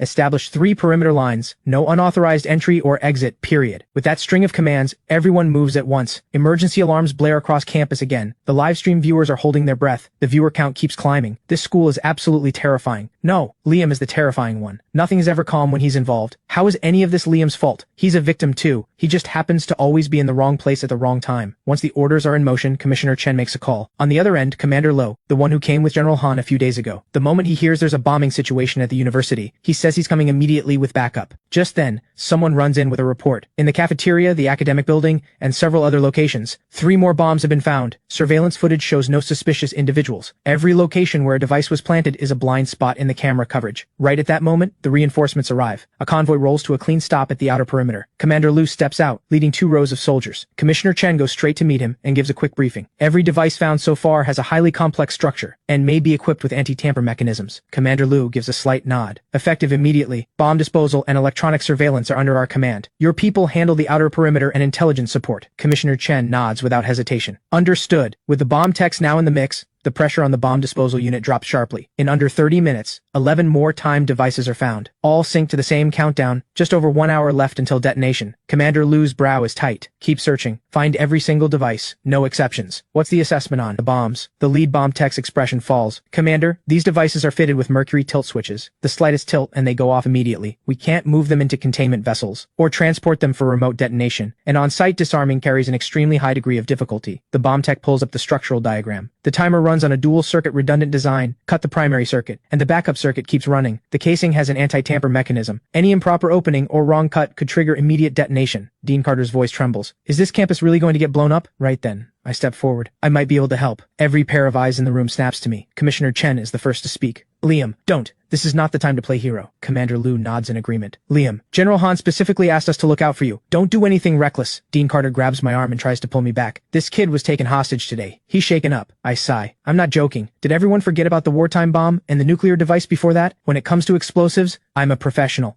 and I can disarm every single one of these. 100%. Commander Lu's eyes narrow. Tell me exactly how you do it. I pick up the diagram. Look at this. See this thick red wire? Looks like the main power line, right? That's the first trap. Inside it there's a coil of memory alloy wire. The moment you cut the current, the alloy wire cools and contracts, and snaps the real safety fuse right next to it. I point to another section. And this capacitor bank that looks redundant, it's actually the key to triggering the oscillation circuit. If you cut the green clock signal line first, the stored charge floods straight into the detonator. The bomb tech zooms in on the diagram immediately, exactly as I described. He draws a sharp breath. The look he gives me is completely different now. Commander Lu leans in. So, what's the solution? I smile. Simple. We need to throw out conventional thinking. We don't cut any wires. Instead, we feed it. I point to the diagram again. See this parallel capacitor bank and the redundant circuit? Together they maintain a delicate, dangerous balance. All we need to do is tap into this node and feed it a high-precision regulated power supply, delivering far more stable current than the circuit actually needs. Once the external supply vastly exceeds the internal demand, both of these components go into protective shutdown from the overload. The entire circuit's sensitive trigger system temporarily shuts down. The timer stops. The anti-tamper signal monitoring goes haywire from the energy overflow, and that gives us a wide enough safe window to open the casing directly and remove the explosive charge and the detonator. The bomb tech stares at the diagram for a few seconds, then draws a sharp breath. Whoever built this thing never in a million years imagined someone would try to overfeed it. This approach has a very high chance of working. Commander Lu looks straight at me. What do you need? We will back you up completely. I point to the bomb tech. I need him as my assistant. The most precise disarming toolkit you have. And absolute silence. Commander Lu turns to the bomb tech immediately. You work with Liam. His safety is your priority. The livestream comment section has already exploded. I hate it. He's showing off again. We went through the same 9 years of compulsory education. Liam got the education. I just got the obligation. Under the gaze of everyone present, I walk with the bomb tech into the secured exclusion zone. We go to the nearest device first. I study it carefully for a moment, then I look at the bomb tech. Hold the casing steady for me. He moves in immediately, pressing both hands firmly against the device. I take the specialized fiber optic scope and carefully thread it through a preset gap in the casing, avoiding the internal laser sensor wires. Whoever built this was clever. They used a Russian nesting doll structure. The outer layer is a decoy parallel circuit. Cut any one of those wires wrong and it detonates on the spot. The actual core control unit is hidden inside an independent inner shielded enclosure. I pick up the cryogenic spray and freeze specific connection points on the casing. Then, with a precision micro grinder, I cut a micro-precision opening, measured in micrometers. These blue resistors form a false voltage distribution network. Following standard procedure and diverting current here triggers immediate detonation. I use an insulated probe to gently shift the wires aside, revealing the real critical component underneath, the bistable trigger. Here's the actual disarming sequence. First, use a microcurrent to short the trigger's reset terminal, hold it in a silent state. Then simultaneously cut these 3 gold data bus lines. The moment I finish saying it, I cut all 3 at once. The numbers on the timer freeze at 1 hour and 12 minutes. First device down, the bomb tech and I move to the cafeteria. The device here has a completely different design, but I disarm it in under a minute, then one after another, until the very last device is disarmed. The entire area erupts with deafening cheers and applause. Every soldier looks at me like I'm a hero. Dean Carter is the first to rush over, clapping me on the shoulder. Liam, I always knew you had it in you. This school is lucky to have you. Commissioner Chen laughs and nods. I genuinely did not see that coming from you, kid. With that kind of skill, you should be in the military. We'd make sure you went all the way to the top. Right, Commander Lu? Commander Lu smiles. With General Han vouching for you, and this level of skill, if you ever choose to serve, you'll go farther than I ever did. All the praise is getting to me. I scratch my head. I just got lucky. You're all way too kind. That gets a laugh from everyone. The livestream viewer count is still climbing. The comments are dripping with envy. Comparing yourself to this guy will just make you miserable. You can't call him a good student. He hasn't finished a single assignment, and he keeps causing chaos. But you can't call him a bad student either. His entire future is already paved for him. Actually, I feel like I'm doing all right in life. Got a Maybach, a little villa, 2 million in savings, and a wife who treats me great. Only problem is her son is 10 years older than me and refuses to call me dad. Police and military sweep the entire campus one final time, searching every corner, right down to the last 10 seconds on the countdown. No more devices are found. Everyone lets out a long, collective exhale. Commander Lu confirms with all units and officially declares the crisis over. Soldiers and officers embrace each other, overwhelmed with relief. Then, nobody knows who starts it. They lift me off the ground and throw me into the air. It takes Commander Lu stepping in before they finally set me down. Right then, an officer comes rushing over with a report. Commissioner Chen, 3 students in school uniforms have appeared in the academic building plaza. Each of them is holding a white plastic bucket. Their behavior is highly suspicious. We head to the plaza immediately. From a distance, we can already see the 3 students raising the buckets, about to pour them over their own heads. Several SWAT officers surge forward and tackle all 3 to the ground. When we get closer, a sharp smell of gasoline hits us. These 3 are far too suspicious to ignore. Could even be connected to the bombing. Dean Carter glares at them. Names. Which class? What exactly were you about to do? 2 of them stare at the sky in silence. Only one, the most timid of the 3, drops his head. My name is Wade. 2nd year, computer science class 5. We were going to set ourselves on fire with the gasoline. Dean Carter's pupils contract sharply. You're so young, why would you take it this far? Wade bursts into tears. They talked me into it. I changed my mind. Please help me. The tall one stares daggers at him. Traitor. Officers immediately pull Wade away. Commissioner Chen looks him directly in the eyes. Are any of you connected to the bombs? Wade shakes his head quickly. We had nothing to do with the bombs. I met them in the packed group chat. Someone in the group started a challenge, and I just went along with it without thinking. But when it actually came to this, I was terrified. Commissioner Chen's expression hardens immediately. Show me that group chat, now. Wade pulls out his phone and opens the packed group chat, handing it over. After the tech team looks it over, they find members from all across the city, adults and students alike. The chat history is filled with hopeless suicidal content. It's not just people who are struggling, there are adults in there deliberately grooming and pushing them, sharing detailed methods in writing. Wade had only joined because of the pressure over his grades, pushed to a breaking point by his parents. A moment of despair, and he found himself in the group. Then, with multiple people egging him on, he joined the challenge. Only at the very last second did he pull back. After reading through the entire chat, everyone is outraged. Nobody expected this kind of evil to be hiding right there online. Commissioner Chen orders an immediate full investigation. Orders go out, and quickly, the identities of several people involved are confirmed. But the person who launched the self-immolation challenge can't be traced at all. Every piece of identity information is fake, and this person is most likely responsible for the bombing as well. With no leads, Commissioner Chen orders the group admin brought in for questioning. According to the admin, the person who launched the challenge had paid him to help spread the content pushing people toward suicide. The money was left at a designated location for him to collect, so he had no idea who he was actually dealing with. But every time he picked up the money, there was a strange smell on the bills. Acidic, metallic, like rust and corrosion. And just like that, the investigation hits another dead end.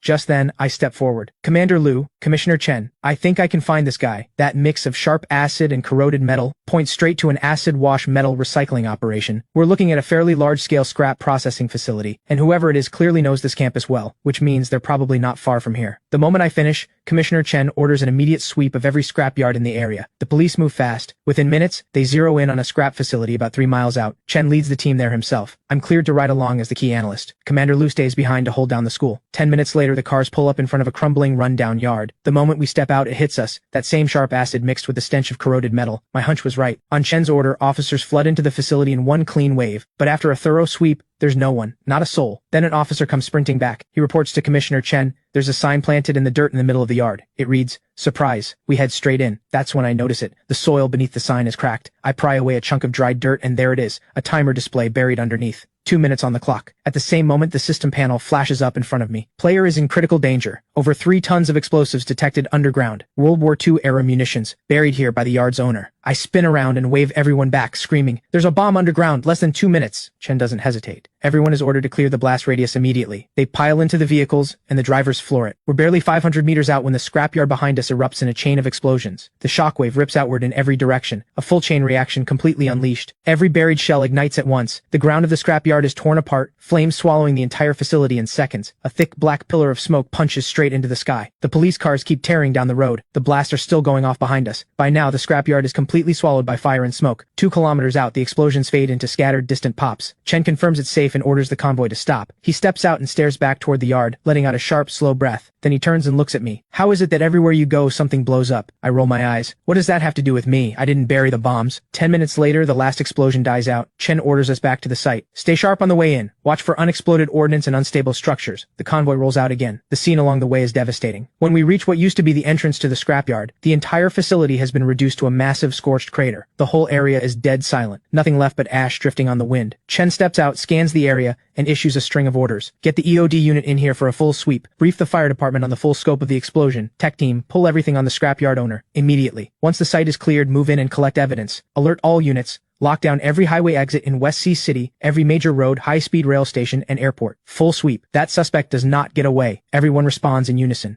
Just then, I take a step forward. "Commissioner, we can confirm the school bombing was this guy's work, but I don't think he's running. You remember that sign? He knew we were coming. He set those bombs in advance just for us. Anyone willing to blow up cops has already stopped caring whether he lives or dies. Factor in his pattern of behavior. This looks more like someone out to destroy everything around him. If I were him, I wouldn't run. Not now." The words barely leave my mouth before Chen's eyes go sharp. "You mean the students? The ones evacuated to the park?" I nod. "Exactly. That park is chaos right now. Thousands of students packed into one place. For someone who wants maximum destruction, it's a perfect opportunity." Chen goes pale. A chill runs straight through him.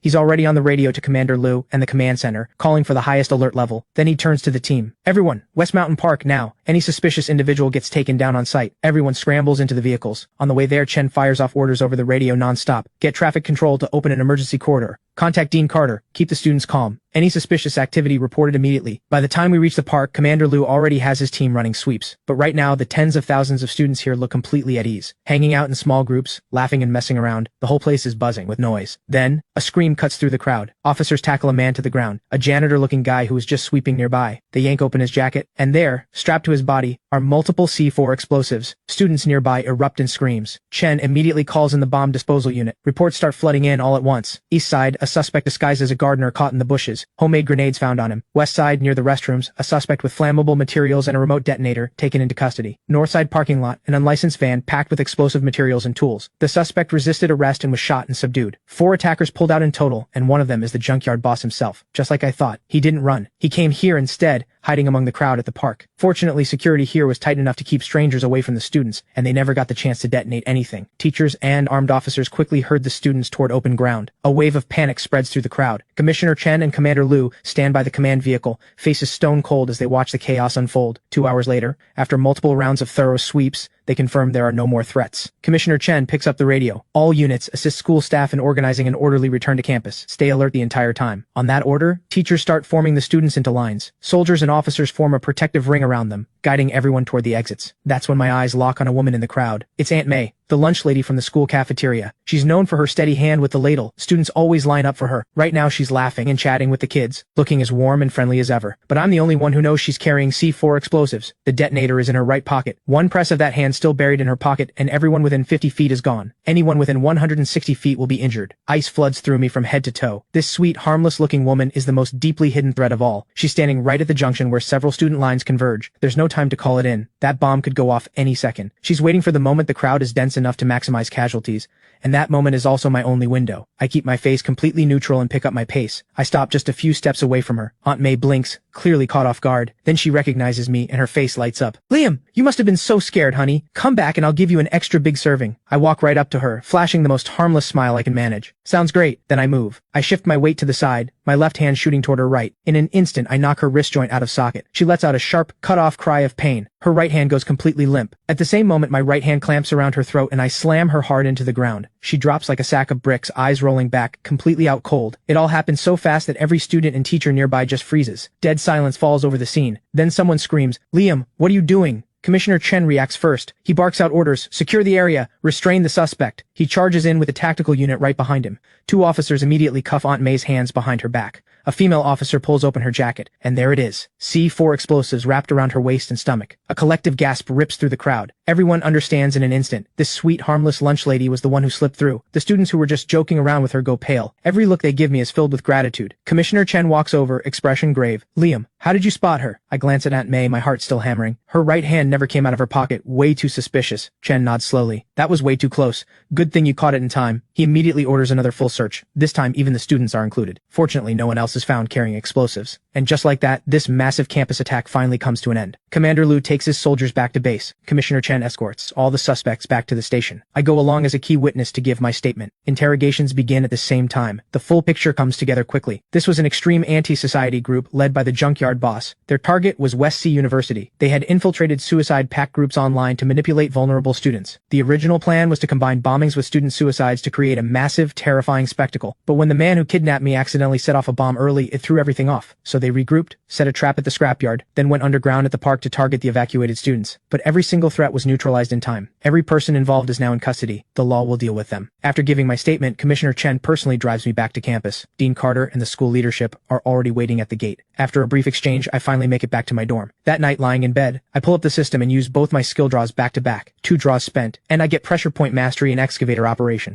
I just stare at the screen. The last skills I got, I used the very next day. What exactly am I supposed to do with these 2? The next morning, I've barely walked into the cafeteria when the system chimes in. 2 new school rules detected. 2 skill draws awarded. On the cafeteria notice board, 2 brand new rules have been posted. Rule 1. Students are prohibited from entering the school broadcast room alone. Rule 2. Students are prohibited from pursuing romantic relationships with cafeteria staff. The first one makes sense. The second one stops me cold. What does that have to do with me? I piece it together from what other students are saying. Aunt May, the one who was hiding among them yesterday, had apparently been getting cozy with multiple male students at the same time. And yet, who could have guessed? She turned out to be a terrorist. I make a face when I hear this. That's wilder than any fairy tale romance I've ever heard. The livestream chat has completely lost it. The viewer count just keeps climbing. Absolute legend. Passed on every girl his own age and went for the lunch lady. Dating the cafeteria staff. Solves being single and the meal plan problem. Genius move honestly. Next to that there's another notice. It's the outcome of Leo's bullying case. The homeroom teacher has had his teaching license revoked and is under arrest. Every student involved in the bullying has been taken in for questioning. They're all legal adults. They will be held fully accountable. The school has also launched a campus-wide review of bullying incidents to make sure nothing like this ever happens again. As for the man who kidnapped me, his actions caused serious harm, but he also accidentally helped us. In the end, the two cancel out. He's released. After breakfast, I head to Professor Lee's office.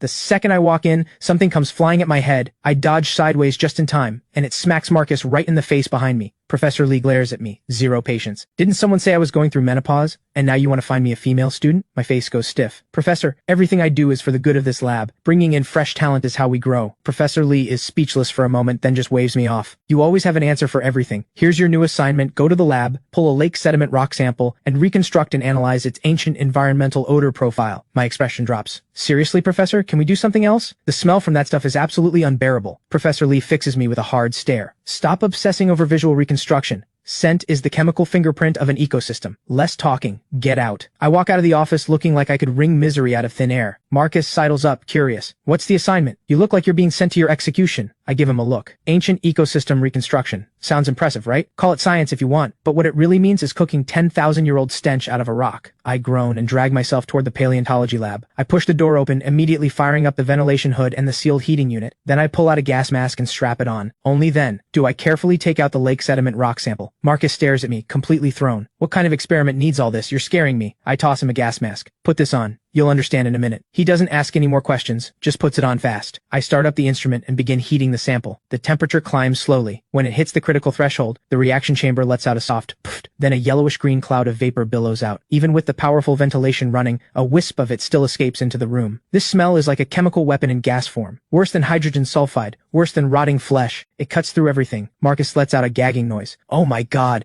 What is that smell? Even the gas mask isn't stopping it. I sigh. Be grateful. I used to do this without any mask at all. Now that was a whole experience. Marcus had thought I was exaggerating. Now he gets it. Nothing in this world comes close to this smell. As the experiment continues, more fumes pour out. The entire lab fills with thick yellow haze. Soon gagging sounds drift in from the hallway. Then the cursing starts. A wave of it. It's the paleontology lab. It's that walking disaster, Liam. Before long, someone pounds on the lab door. It's old George, the building manager, shouting from outside. Liam, are you cooking up a bioweapon in there? You've turned the entire building into a pickle jar. I hear him and open the door. A massive cloud of yellow smoke instantly billows out, nearly knocking old George off his feet. George, this is legitimate research. He hops back, furious. Legitimate my foot. You've got 5 minutes. Pack up that equipment and get out. You are not welcome in this lab. I look out at the chaos in the hallway, the crowd of people shooting me murderous looks. With no other choice, I gather up the whole setup and, under the stares of every student and staff member in the building, shuffle out of the building with my tail between my legs. The livestream viewer count goes through the roof. The chat is in absolute hysterics. I can smell it through the screen. That's nastier than sewage soup. That's literally a bioweapon. The two of us in gas masks stick out like a sore thumb. Every student who catches even a whiff clamps their nose and runs. The lab is out. Everywhere else is off limits too. So we end up at the empty field on the sports ground, the one with the old air raid shelter. But we've barely set up the equipment when the workers nearby can't take it anymore. They throw down their tools and bolt. They're barely gone when students passing by on their way to class get hit by the smell. They curse under their breath and scatter in every direction. I keep my eyes on the experiment. Almost done. I let out a long, relieved breath. Finally, almost over. But before I can relax, Dean Carter comes rushing onto the field with Professor Lee and the others in tow, all in a hurry. Dean Carter opens his mouth to speak, then immediately claps his hand over it, gagging. The smell hits him like a wall. Professor Lee covers her face, expression twisted. Dean Carter fights down the urge to throw up and points at me, furious. Liam, stop this right now. I stare at him, confused. What's wrong? Dean Carter, Professor Lee assigned this to me herself. The second I say that, Professor Lee takes a very deliberate step backward. The vice dean pinches his nose.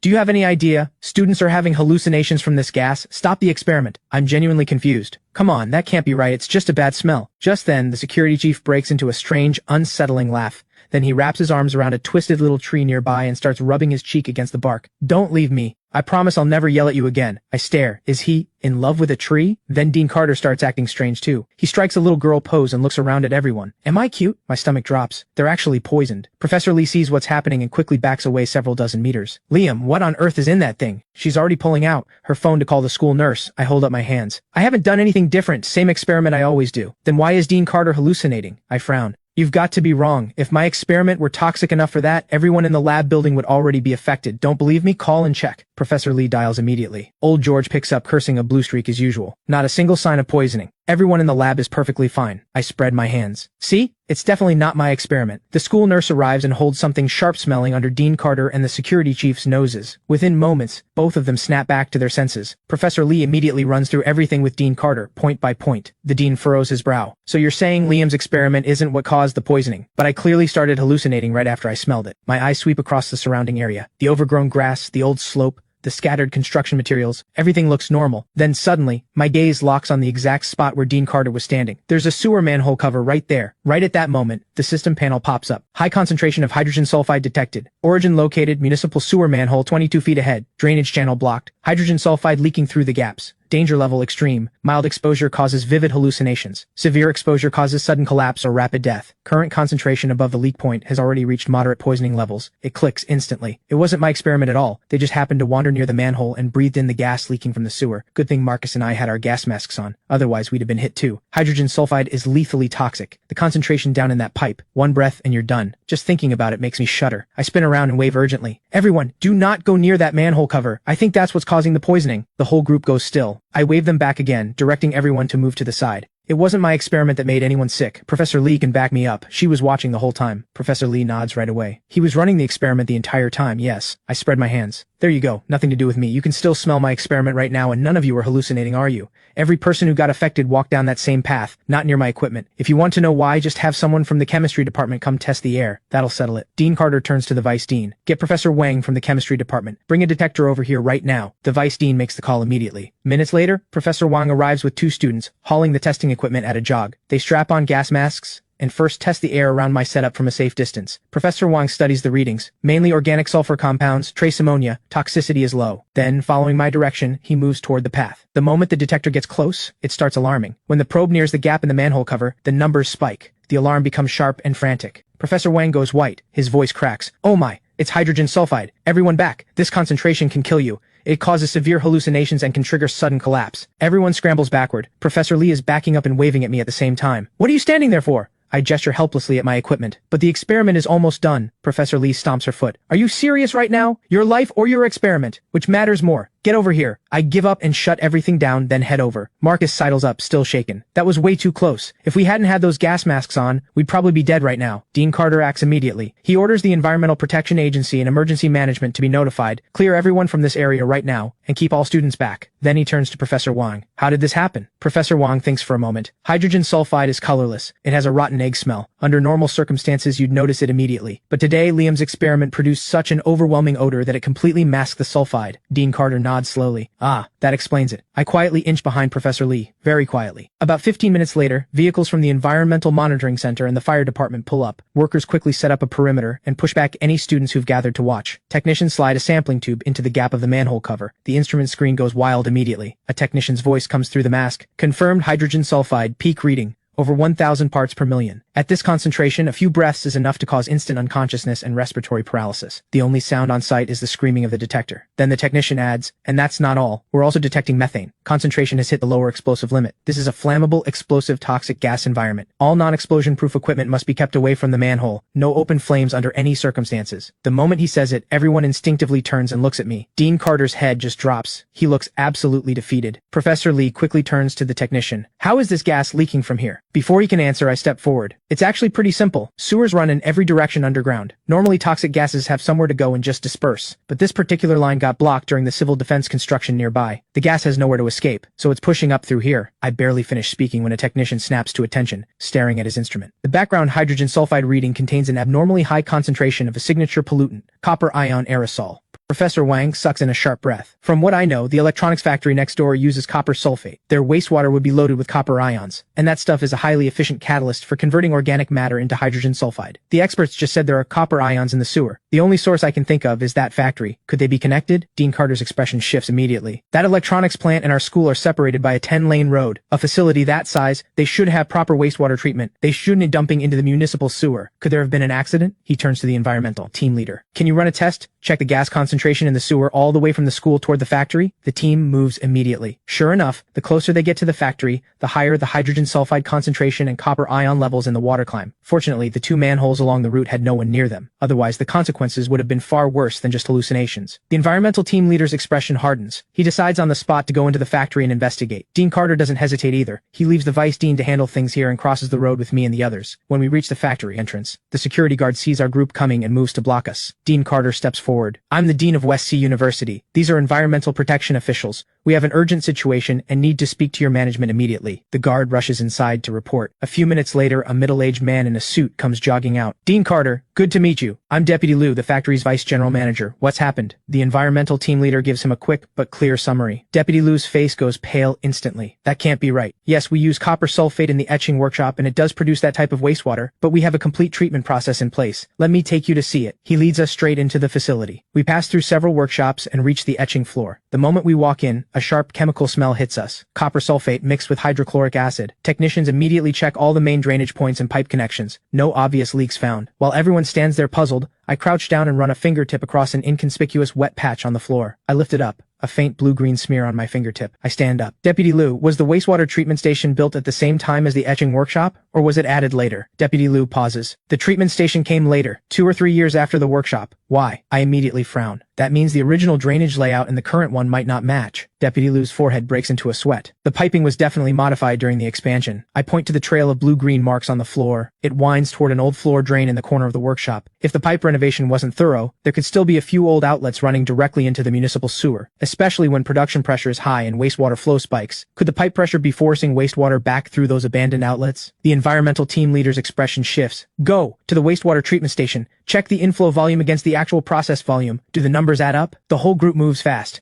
They rush to the wastewater treatment station. The station manager pulls up today's operational data. Today's inflow is nearly 40% above normal. The treatment system has been running at full capacity. Before anyone can respond, a technician at the control panel calls out, "Wait, the pH readings in the neutralization tank are off. A large volume of under-neutralized acidic copper wastewater is backing up in the pipes." The truth is finally out. Deputy Lou's face drains of color. "Why is this only being discovered now? Shut everything down! Immediately!" The station manager kills all the machines on the spot. The etching workshop goes quiet too. The sharp smell fades almost instantly. Deputy Lou slumps to the floor, completely drained. The environmental team leader's face goes hard. "Lock down the entire facility. Get the emergency response team in here. Full inspection. Every pipe sealed and checked." Just then I walk over to Deputy Lou. "Does your sewer system run through the whole factory?" Deputy Lou stares blankly and nods. "Yeah, why?" My expression tightens. "Then the ground beneath this entire factory is basically one giant toxic chamber right now, and there's methane building up in there too." The words hit the room like a slap. Deputy Lou freezes. Dean Carter and Professor Lee stare at each other. Right, how did we forget that? There was that incident where kids dropped firecrackers into a methane-filled manhole and blew a mock ring into the air, took out every car in the vicinity, and that was just one manhole. This is an entire factory's worth. If someone so much as flicked a cigarette butt down here, the consequences would be unthinkable. The thought hits everyone at the same time. Every face in the room changes. Dean Carter grabs his phone and calls the vice dean immediately. "Get an excavator over there. Seal every manhole cover connecting to the school. Now." Deputy Lou stares into nothing, completely zoned out. The live stream viewer count is shooting up. The chat absolutely explodes. Someone give this guy the nickname Explosion King. Everywhere he goes, something blows up. Send him to study abroad. He'd level the place. Now I understand why firefighters have such a dangerous job. The real danger isn't the fire, it's toxic gas explosions. Good thing they caught it early. Otherwise, West Sea University would have been all over the news again tomorrow. At least this time it's the neighbors. After a long while, Deputy Lou finally comes back to reality. Hands shaking, he calls the chairman to report everything. There's a long pause, then a roar from the other end. "Are you trying to kill me?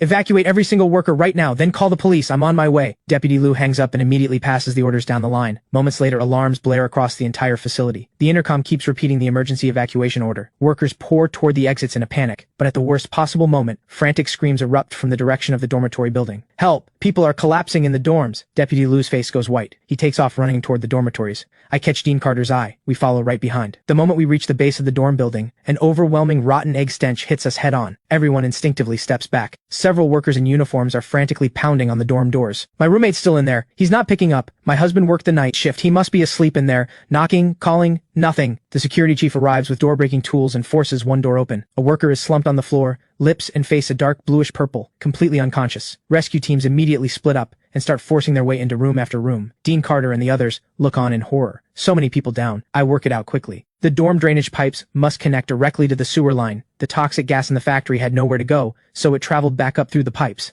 Look, every victim is on the third floor or below, and every door and window in those rooms was sealed shut. Everyone finally understands. And as more and more doors are forced open, the number of casualties keeps climbing. The hallway is filled with workers collapsed in every direction. Over a dozen unconscious bodies scattered across the floor. Just then, fire trucks, ambulances, police cars, and hazmat vehicles come rolling in one after another. Paramedics rush to carry the unconscious workers out for emergency treatment. Firefighters establish a safety perimeter. The hazmat team and engineering unit move quickly into position. Over an hour later, the toxic gas in the sewer system is fully brought under control. Environmental testing confirms methane is below the explosive threshold, and hydrogen sulfide levels are within safe limits. Everyone lets out a long, heavy breath. During this time, the chairman arrives. He exchanges a few words with Dean Carter. Then the moment he hears I was the one who found the problem, he walks straight over with a big smile. Young man, I can't thank you enough for today. I smile back. You're too kind, Chairman. He claps a hand on my shoulder. You called me Chairman, so I'll make you a promise right now. When you graduate, come work for me. I'll set you up with a good position. Manager. How does that sound? Before I can decline, Dean Carter cuts in with a grin. A manager position? He wouldn't even bother. Commissioner Chen personally asked him to join the police force. He said no. A top military commander asked him to enlist. He turned that down too. Unless you're handing over the chairman's seat, I'll turn you down on his behalf. The chairman looks over at Dean Carter. I hear the school has been raising funds to rebuild the sports field. I'll donate $10 million from the company. And personally, I'd like to give Liam $100,000 as a token of my gratitude. The second we hear that, my smile and Dean Carter's both stretch wide at exactly the same moment. We step forward and sink, one on each side, and grab his hands. Thank you, Chairman. You're a good man. Even Dean Carter himself is taken aback by how fast he moved. After more small talk, the environmental monitoring vehicle releases its final report. Hydrogen sulfide concentration in the facility and surrounding sewer system has dropped below 10 parts per million. Methane is below the explosive threshold. All indicators meet safety standards. Fire trucks and rescue vehicles begin pulling away one by one. Everything seems to finally be settling down. But just as the environmental team wraps up their final checks and prepares to leave, the expert monitoring sewer gas readings snaps to attention. Team leader, the instruments are showing hydrogen sulfide and methane levels rising rapidly. Confirmed. This is not residual gas dispersal. Based on readings across multiple points, the primary source of the surge is coming from that direction. He points toward the main sewer line running beyond the factory perimeter, stretching into the distance. Every eye follows his finger. The chairman goes pale. So it's not coming from our factory. The environmental team leader issues the order immediately. Begin tracking. Deploy the pipe endoscope and remote gas sampling equipment. Move. Technicians lay out the lines as they go, tracing back along the main sewer trunk thick with the stench of rot.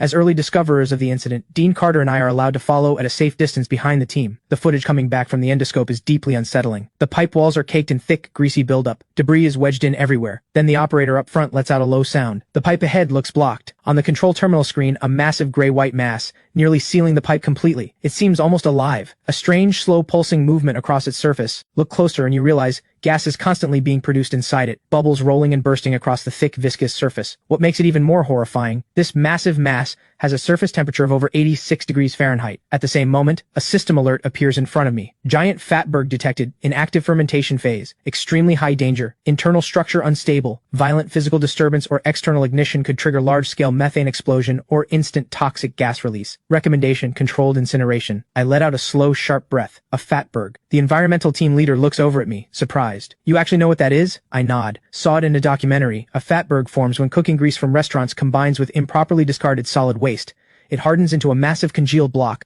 The sewage in the pipe is in an anaerobic environment. Specific sulfate-reducing bacteria break down the organic matter and produce large amounts of hydrogen sulfide. Then the factory's copper ion acidic wastewater, which accidentally ended up here, became the perfect catalyst for the reaction, massively accelerating hydrogen sulfide production. Now the factory is shut down, cutting off the copper ion source, and firefighters kept drawing out the gas, so production slowed for a while, couldn't keep up with extraction, but a massive amount of copper sulfate wastewater had already reacted with the fatberg. Even without further discharge, it won't stop releasing toxic gas and methane. It was fermenting slowly before, but all that copper sulfate wastewater fully activated it. Now it's running at full speed. Everyone stares at me in stunned silence. The chairman stumbles back a step, nearly fainting. So what do we do now? Does the factory stay shut until this is dealt with? The team leader nods. I've dealt with plenty of blockages, but nothing this large or this active. We'll need the fire department involved to work out a solution. He makes a call. Shortly after, the fire crew that had just returned to base comes rushing back. To get a clearer picture of the fatberg, firefighters suit up in full protective gear and go directly into the sewer to assess it. No hesitation. When everyone sees the fatberg through the live feed, the color drains from every face in the room. The chairman can't hold it together. He throws up on the spot. At the makeshift command post, the environmental team leader and fire department experts argue furiously over the sewer map. One expert jabs the diagram.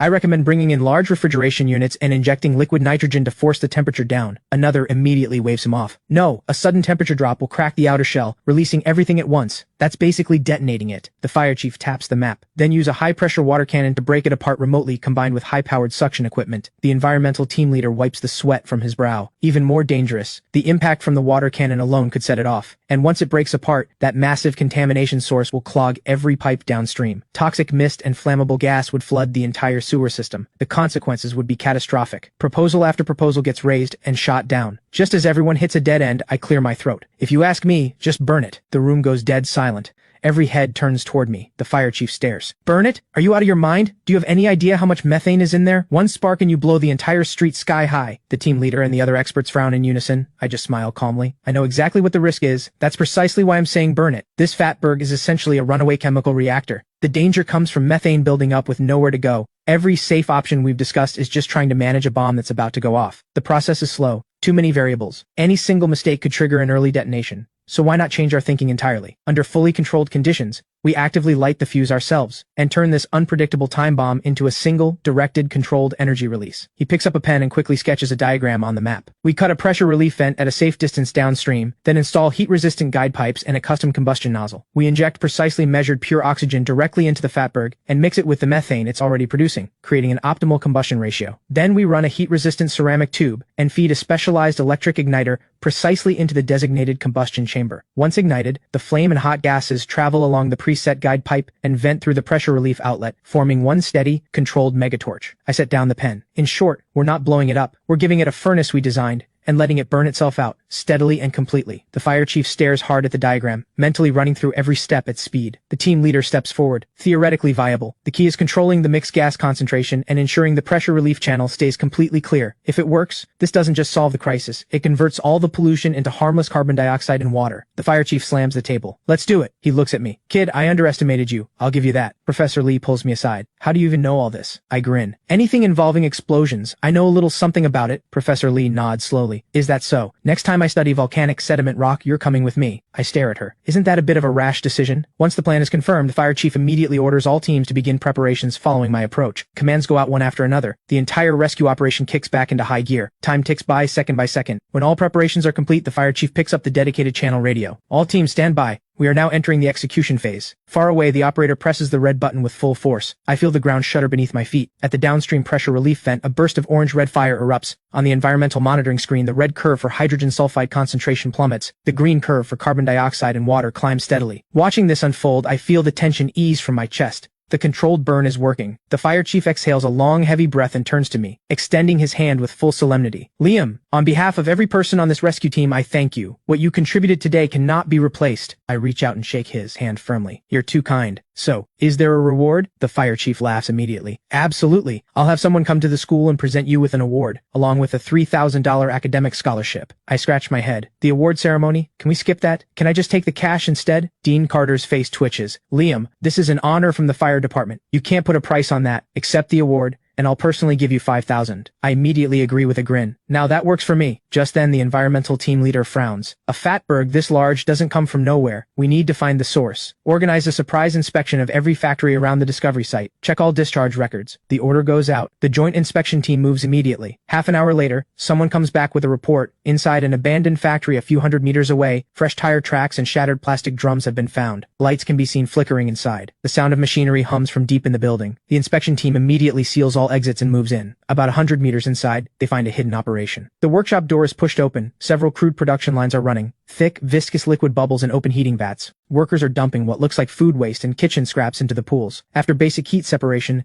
the clear oil on top is siphoned off and barreled. The black sludge and wastewater left behind are drained directly through a hidden hose in the corner and into a hole cut into the floor, straight into the sewer. This is an illegal gutter oil processing den. Enforcement officers rush in and take everyone into custody. After initial questioning, the picture becomes clear. This operation had been collecting waste oil at night, buying it cheap from restaurants and cafeterias, even dredging it from the sewer, then refining it into low-grade cooking oil to sell for profit. The toxic sludge and wastewater produced in the process were dumped straight into the municipal sewer. Over time, all that grease and organic waste, in exactly the right conditions, had congealed into the massive fatberg. And with that, the entire incident, which began with toxic gas seeping out of a school sewer, is officially closed. The environmental officers and police say their goodbyes and clear out. Dean Carter and I head back to campus. Just before we leave, Professor Lee calls out to me. Liam, tomorrow's Saturday. If you're free, why not do a self-directed internship? She pulls out her phone and opens her contacts. This is Kyle. He graduated a couple of years ahead of you. He's doing well for himself, Works at a research institute called the Get Rich Quick Institute. I've already given him a heads up about you. Save the number. Just go find him tomorrow. I stare at her. The Get Rich Quick Institute? I've never heard of any research institute with a name like that. Is it even legitimate? Professor Lee waves me off. Who cares what it's called? Just go. As a favor to me, he'll look out for you. She's not taking no for an answer. I have no choice. I agree. Besides, I don't have anything else going on tomorrow. I save the number and head back to the dorm with Marcus. That night, lying in bed, I use both remaining skill draws without hesitation and get forensic analysis and ventriloquism. The next morning, sure enough, there's another new rule posted in the cafeteria. Students are prohibited from conducting experiments outdoors. The system rewards me with one more skill draw. After breakfast, I call Kyle right away. His voice is warm and enthusiastic. He agrees on a meeting spot without hesitation. Shortly after, I find him at a cafe. The moment he spots me, he jumps up and waves me over. Liam, I've heard so much about you. Professor Lee told me you were coming. I barely slept last night. Don't worry, I've got your back from now on. Kyle waves us both into seats and flags down the server to order 3 coffees. Don't hold back, my treat. By the way, who's this? I smile. He's a friend, he comes with me. Kyle grins and claps my shoulder. Got it. Any friend of yours is a friend of mine. After chatting for a bit, I look at him with full expectation. Kyle, Professor Lee says you work at the Get Rich Quick Institute. I'm really into lab work. Any chance you could take me for a visit? The moment I say institute, something flickers across Kyle's face. A barely visible stiffness. Then he laughs it off. Ha! Of course. The Get Rich Quick Institute loves ambitious young people like you. I'll take you right now. I guarantee you'll be blown away. He hails a cab. The car weaves through turn after turn and pulls into a rundown residential complex. Kyle hops out first, pointing at the stairwell with unmistakable pride. Here we are. But the moment I step out, I freeze. This is nothing like what I pictured for a research institute. Has paleontology funding really gotten this bad? Kyle strolls into the stairwell, still smiling. Come on, it's on the first floor. Let me knock. He walks up to a rust-covered security door and taps on it in a specific rhythm, like a secret knock. A few seconds pass. The door clicks open a crack. A man with a buzz cut peers out. He spots Kyle and immediately plasters on an exaggerated smile. Kyle, you've brought another new friend. He steps aside to let us in. I step inside with a strong sense that something is very wrong. The moment I'm through the door, I see dozens of red plastic chairs arranged in rows. On the wall ahead, a red banner stretches across, printed in bold yellow letters. Welcome, new family member, to the Get Rich Quick family. A dozen or so young people all around Kyle's age are lined up along the side of the room. The moment I walk in, they snap into 2 neat rows. Then a man walks out from the back. Everyone, applause! Welcome our new member to the Get Rich Quick family. A chorus of loud, synchronized voices fills the room. Welcome, warm welcome. I look over at Kyle. He's still grinning. So, good vibe, right? I force a smile and nod. Sure. Thanks, everyone. The man in the suit waves everyone to sit, still grinning. Today we have a new friend with us. Let me share with everyone how to hit your first major financial milestone. Fast, he writes, 5-tier pyramid scheme on the whiteboard. He talks and talks without pause. Everyone's eyes light up with excitement, Kyle included. I'm the only one sitting there with a blank, bewildered stare. This is a pyramid scheme, Den. No question about it. Professor Lee, you snake. You absolute snake. You said this was a self-directed internship. It's a pyramid scheme. The live stream chat erupts. The viewer count keeps climbing. 8th grade dropout in a cheap suit, shiny shoes, silk socks, rolling suitcase, 1 divorce certificate per person. Talk big, drink broth. I sit through the mindless, repetitive sales pitch for a while, barely keeping my eyes open. Sitting here any longer is unbearable. I need a way out. I raise my hand. My stomach's not feeling great. Gotta use the restroom. The suit man smiles and nods, then shoots a look at someone nearby to follow me. I slip into the bathroom, whistling casually while running the tap. When I'm done, I instinctively press the flush button. The water comes out weak and sluggish. A few flushes later, the water level hasn't dropped at all. Instead, large bubbles rise up from the bowl in a strange, unsettling way. A powerful, nauseating stench rises up with them.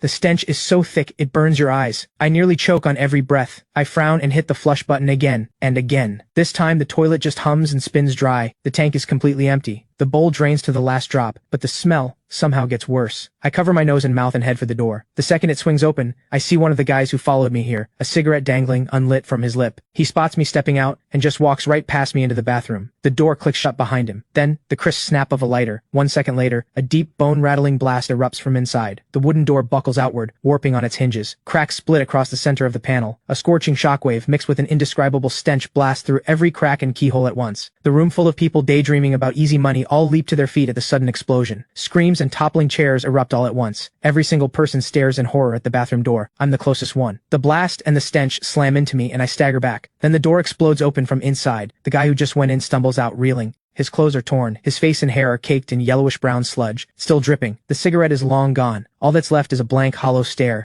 His mouth opens like he wants to speak, but only a hollow wheeze comes out. His eyes are wide as plates. I step back fast, grimacing. I peer past the door into the bathroom. A cold shiver runs straight through me. The bathroom is absolutely destroyed. The toilet is just gone. Just a burst pipe and a floor full of shattered porcelain. On the walls, on the ceiling, thick, unspeakable filth slowly oozing downward. The entire room reeks of methane and scorched waste. The suit guy is the first to snap out of it. Leo, what happened? Are you okay? He moves to grab Leo, but one look at what's covering him and he quickly pulls back. He spins toward me. What the hell were you doing in there? I throw my hands up. Nothing. I did nothing. Everyone crowds into gawk. They stare at the bathroom they once knew, now reduced to this revolting mess, and every single one of them is completely dumbstruck. The livestream chat absolutely loses it. The viewer count is spiking like crazy. First explosion of the day, and it's a toilet? Mods, you're seriously not censoring this? You want us to lose our appetite, don't you? Everyone else who walks into a pyramid scheme worries about getting scammed. Liam walks in and the whole operation suffers. Right in the middle of all this chaos, I glance at what's left of the toilet, and the system panel flashes up in front of me. Warning. High danger energy reaction detected. Toilet pipe connects directly to the main septic tank chamber below. The U-bend water seal has been broken by repeated failed flushes. High concentration methane has flooded back up into the enclosed space. Contact with an open flame triggered a localized explosion. The blast has compromised the top structure of the septic tank and its venting pipes. Internal pressure and temperature are rapidly destabilizing. Methane levels continue to surge. Main explosion projected in 30 seconds. Immediate evacuation to 200 meters recommended. My pupils snap to pinpoints. No time to explain. I spin around and look at Marcus, and everyone else standing there like deer in headlights. Run! The septic tank is going to blow. Get as far as you can. I shout and grab Marcus by the arm, shoulder-checking two frozen guys out of the way, and sprint for the front door like my life depends on it. Marcus stumbles as I yank him forward, then instinct kicks in and he runs. The room is pure chaos.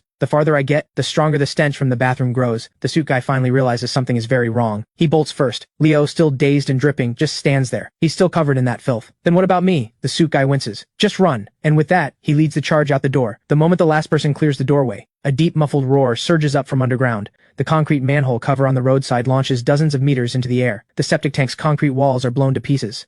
A massive wave of thick sewage, hurled by the shockwave, rains down without mercy, like a massive, grotesque flower blooming across the sky. It crashes down like a filthy storm from above. Over a dozen scooters are flipped by the blast. Every sheet and pillowcase on the clotheslines turns brown. The security guard pokes his head out and gets a face full of sewage sludge. He ducks right back in. Every building in the area is splattered. The suit guy and his crew make it about 10 meters before this sight freezes them in their tracks. The brown rain pours straight down on them. Marcus and I make it to a crooked tree nearby and take cover. Marcus stares wide-eyed. Holy sh... Bro, what did you do? I twitch. If I told you this wasn't me, would you even believe me? Marcus shakes his head. Nope. I feel a vein about to pop. Meanwhile, the livestream has completely exploded. Comments flooding in. Warning, high energy ahead. Non-combatants, please put on your gas masks. This is a biohazard situation. Biggest brown shower in livestream history. I am deceased. Right at that moment, a black sedan and several police cruisers pull up to the complex entrance at the same time. Dean Carter and Professor Lee jump out first, faces tight with worry. Then, a glob of brown sludge drops right onto Dean Carter's forehead. The officers about to step out slam their door shut. Dean Carter slowly raises a trembling hand to touch whatever just hit him. A broken, wretched gag echoes through the entrance. He frantically tries to wipe it off his head, but every swipe just spreads it further. Professor Lee quickly passes him a bottle of water. I clamp both hands over my mouth. I almost burst out laughing. I force it back down, and it physically hurts. Once it looks like the rain has stopped,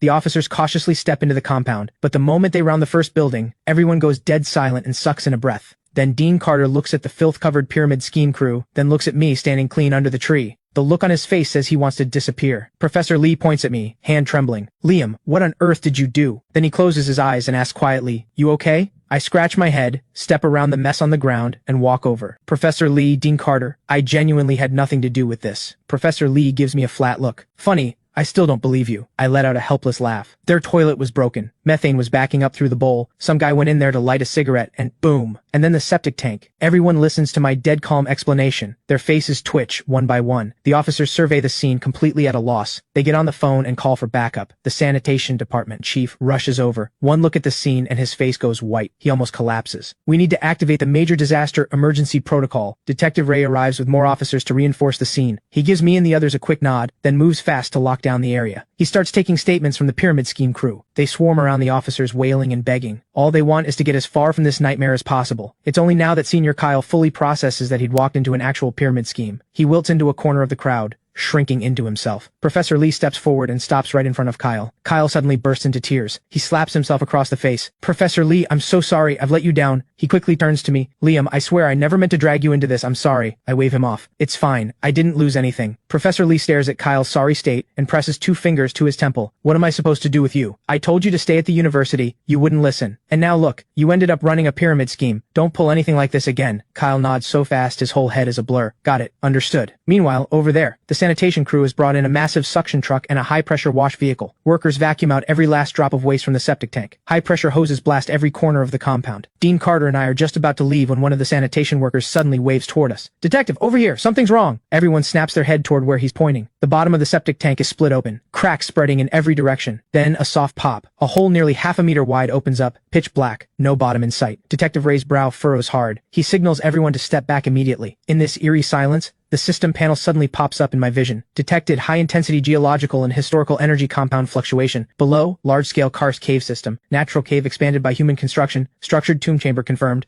Underground river runs beneath the burial level. Depth, approximately 18 to 22 meters. Tomb structure destabilized by the explosion above. Risk of continuous collapse is high. I take a slow, deep breath. There's a karst cave down there, and an ancient tomb inside it. A perimeter goes up fast. Detective Ray directs the sanitation workers to clear the area around the hole. I walk straight over. "Detective Ray, you need to call the Cultural Relics Bureau right now. There's a cave system down there, and I think there's an ancient tomb inside." The crowd erupts. Everyone pushes forward to peer into the hole. Detective Ray steps up beside me. "How can you tell?" I point to the cross-section of rock along the inner wall. "Look closely, up near the top of the opening. See how the soil layers are clearly distinct in color, mixed with small gravel fragments, like it was deliberately compacted. And below that thick layer of pale gray-white clay, that's tomb sealing clay. Ancient builders used it specifically for burial chambers. Near perfect seal. So the layer above it, that's the rammed earth layer. Tomb sealing clay beneath rammed earth. 9 times out of 10, that's an ancient tomb. And whoever's buried here, no ordinary person. Common folk couldn't afford a burial this elaborate." Detective Ray taps his chin. "Fair enough. But how do you know there's a cave?" Before I can answer, Professor Lee steps in. He points to the rock face. The rock layer below is classic limestone. You can even see the glint of calcite crystals. That's the foundation rock for karst cave formation. Listen carefully. The faint sound of running water. I lean toward the opening. The explosion earlier, combined with years of underground river erosion, collapsed the rammed earth layer and exposed the cave beneath. Professor Lee pats my shoulder. "Liam, your core coursework is solid, but this archaeology knowledge, when exactly did you pick that up?" My expression stiffens. I scratch my head. "Just a hobby." Detective Ray doesn't wait. He's already on the phone calling the City Cultural Relics Bureau and the Geological Survey team. He lays out everything, the situation on the ground, and every detail of my analysis. 20-some minutes later, the Cultural Relics Bureau experts arrive at full speed. The moment they see what's in front of them, the senior expert's eyes light up instantly. Professor King, standing at the center, immediately waves his team into action. "Get the equipment set up, scan what's down there." Within seconds, the crew pulls out a fiber optic probe fitted with a high-powered light and a camera. The rod feeds slowly down through the opening. Everyone crowds around the monitor connected to the probe. At first, just falling dirt and rocks. Then about 10 meters down, the probe breaks into a vast underground chamber. The camera reveals a massive, cavernous hollow stretching into darkness. And then, every single person holds their breath. There on the screen, a coffin, suspended in midair inside the cave, held by 9 rusted iron chains, each one anchored to a carved stone dragon. Professor King's fist clenches. The 9-dragon coffin. The entire group is frozen. Eyes wide, mouths open. Nobody expected to stumble upon a legendary 9-dragon coffin. The cave is too vast. The camera can only cover so much. After a quick discussion between the relics and geology experts, they decide to go down themselves. Professor Lee isn't an archaeologist by specialty, but his knowledge is rock solid. He's invited to join. As the one who found it, and as his student, I'm going down too. It's deep. Everyone gears up with full protective equipment. A crane lowers us down one by one, steady and controlled. The geology experts descend first. Professor Lee and I follow right behind. Marcus doesn't come down.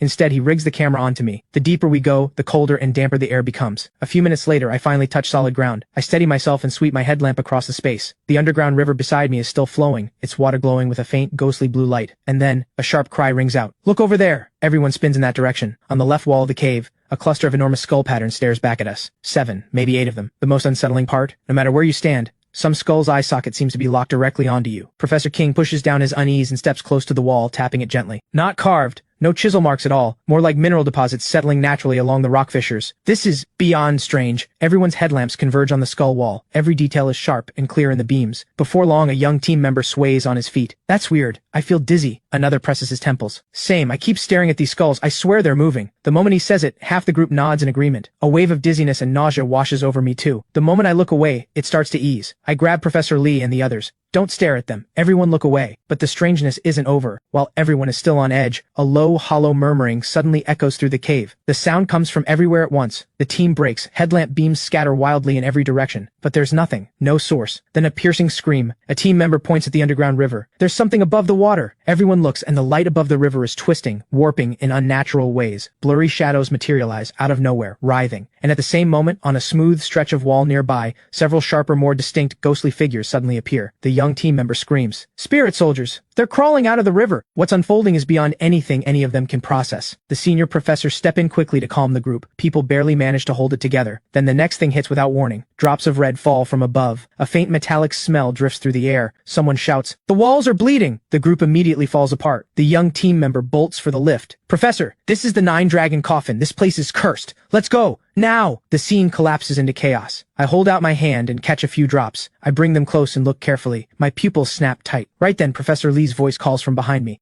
"Liam, get back here. That area is dangerous." I don't turn around. I rub the red liquid between my fingers. "Professor Lee, look. It's red, yes, but it doesn't have blood's thickness or that metallic smell." I raise my headlamp and aim it at the cracks in the seeping wall. My guess, this rock contains iron compounds. When we entered, we raised the temperature in here. The moisture inside the rock expanded from the heat and got forced outward through the cracks. That water dissolved the iron in the rock, and the moment it hits oxygen, it oxidizes into red rust. This isn't the rock bleeding. It's just basic chemistry. Professor King steps forward. "I'll give you that one. The red drops, I agree. But what about the other things? Like that whispering we heard?" I smile. I raise my hand to quiet everyone. "This one's not complicated either. Everyone, absolute silence. Stay exactly where you are. Don't make a sound, don't move." They trust me after the blood rain explanation, and they comply. Within seconds, the ancient murmuring fades until it's nearly gone. The figures on the wall stop moving too. I walk quickly to a smooth jade-green rock formation nearby. There's a natural stalagmite here. Its tip is just touching the wall. I reach up and tap it lightly. A soft ring echoes out, and the murmuring surges back, briefly sharp and clear. A smile pulls at my lips. Now do you get it? What we heard, those ghost voices, is actually a natural piezoelectric playback device. Inside this wall, there are massive amounts of microscopic piezoelectric crystals, quartz and the like. Hundreds, maybe thousands of years ago, a massive earthquake or a lightning strike hitting the rock layer. The force was so immense, it captured the human sounds from that time. Through crystal charge polarization,